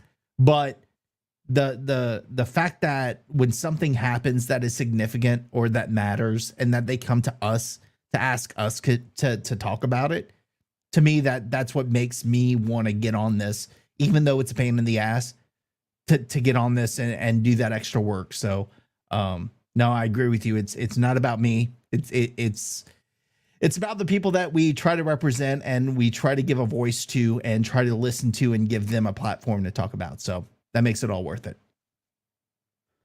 It's a huge pain in the ass. Navigating kids' schedules and work schedules, and Yes, I'll agree. trying to with watch the games and doing it in a way that you can be knowledgeable to talk about it after. Trying to manage your emotions as a fan, but also watch it through the lens of an analytical thinker, so that you can deliver some kind of content in a coherent way. It's changed the way that you watch. Well, me personally, it's changed the way that I watch the games, interact with people at the games.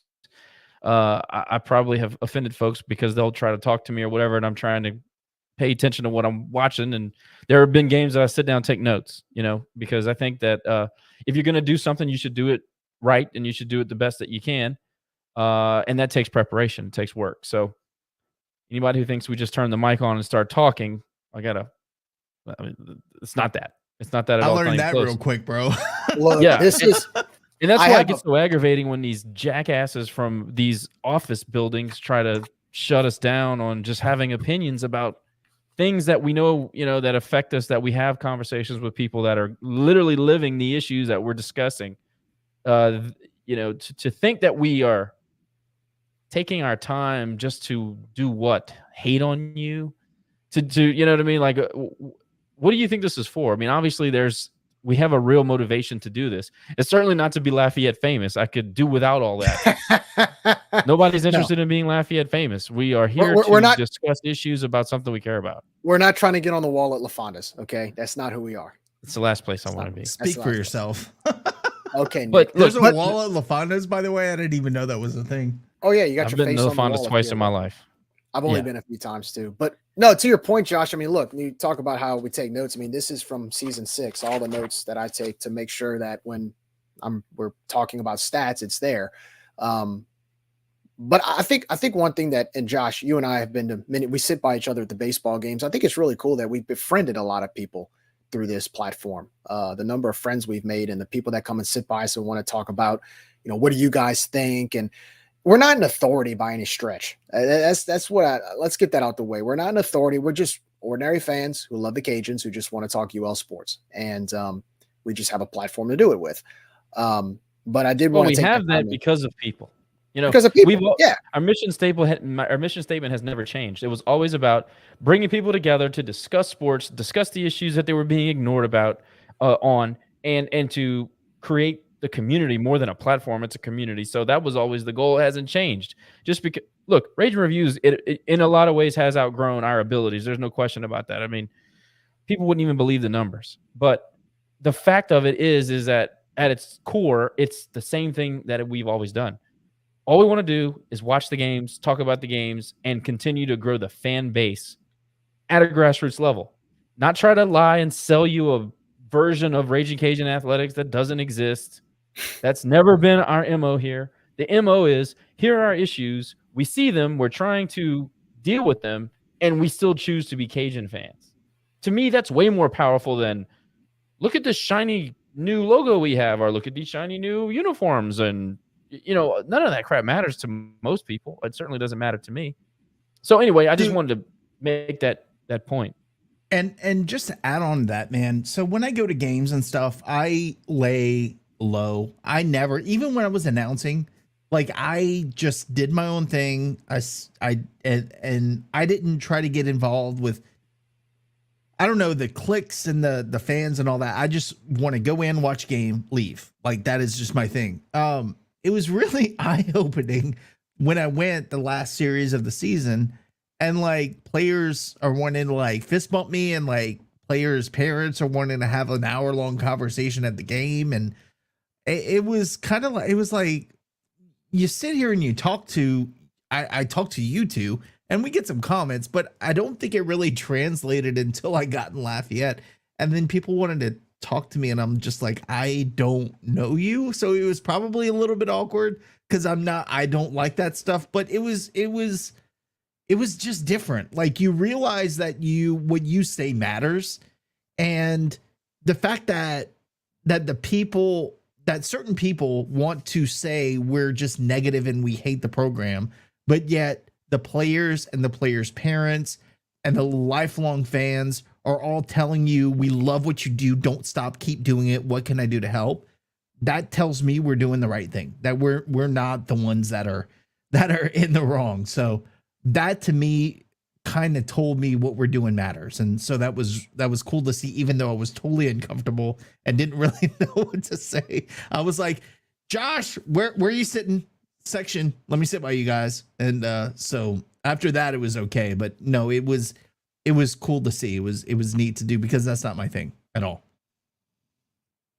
Yeah, Still happens to this day. I mean, it does. 108 is not it, safe. Josh. No, she hates it. She absolutely hates it. I mean, she's sitting there taking score, and they got, and listen, we're saying this kind of tongue in cheek. I love the interaction with new people that want to talk about, especially the games. But anytime you guys want to talk about Rage and Review, I'm always down. But it's just kind of a funny.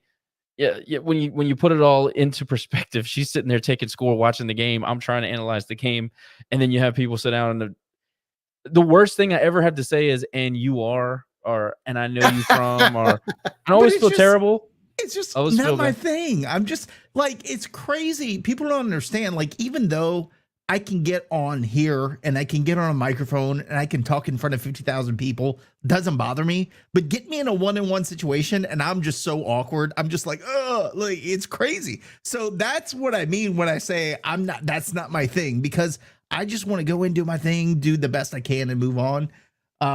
So that's, to me, I mean, it's cool, but it's still funny because I'm still awkward as hell when it comes but to your point about the players, the player parents, I still to this day talk to kids from the team 4 years ago. I still have relationships with parents that we've met because of Rage and Review. Some of the parents are, I've made comments that are not necessarily all that glowing, and they'll tell me whether they agree or not. They'll say, hey, listen to the Rage and Review podcast. You said this, that, or the other. And it turns into a conversation. Now, I've had a couple not like what I've said, and that's perfectly fine. It's part of the deal. Totally get it. But the overwhelming majority, players, parents, fans, old players, old administrators, believe it or not, have reached out to Gerry and I over the years. It is, when you stop and think about it, it's crazy. It's crazy that you could just turn on a webcam and have a conversation about sports, and the next thing you know, you feel connected to thousands of people. It is weird. It's a weird thing. It's a crazy phenomenon. It's a cool concept too, because I mean, we're passionate about it. We wouldn't come on here every other week or every week or three, maybe sometimes 2 to 3 times a week and do this if we weren't passionate. And I think that feeds off on the fans, because the fans have something they can attach themselves to the passion that they have through our platform. And it is a community, Josh. I'm glad you said that. It's a family, it's a community, but at the end of the day, it's Cajun Nation. We're all part of Cajun Nation. We love the Cajuns, and it's good to have something where we can all kind of gather and talk about these things. And so I'm very appreciative. The friendships we've made have been fantastic. The friendships that I've made with you two have been fantastic. And I hope that this continues for a long time. And, I always say it, look, administrators, coaches, players, they come and go. But the passion we have for UL athletics, the passion we have for the university, we're still going to be here. We're not going anywhere. So thought I would end it on that note if you guys have any final thoughts. So summertime, the next 2 months, let's see. We have, really, any vacations, any fun plans you guys have before the start of the new athletic year in August? I am going to Scotland, London, and Italy. So yes, nice. I'm going to spend some time out in Europe. Are you, wait, when are you going? Not when you're going. And if it is, I'm going to change the dates. I'm gonna follow you. I'm gonna follow you just for that. I'm not going to Europe, so no worries. Okay, there. good. No, here's why I ask. No, seriously, are you going during the Euro Cup? No. Oh, okay. No, but no, gonna do that for the first time, and try to go a little bit darker, get my tan on. Look, people already think I'm Mexican, so I'm gonna get even darker here in Texas and get my tan on. Go out to Europe and enjoy that, and then get back to the grind in the fall. Good. You gonna hit one of those nude beaches? Abs, you don't want to see this beach whale. Well, I'm gonna unplug totally. I've already started the process. I've been off the Twitter machine for over a week now. Feels great. Been off the Rage and Paging now for what, 4 or 5 months? I'm off the smack. Yeah. I feel good. My mental state is very good, very solid.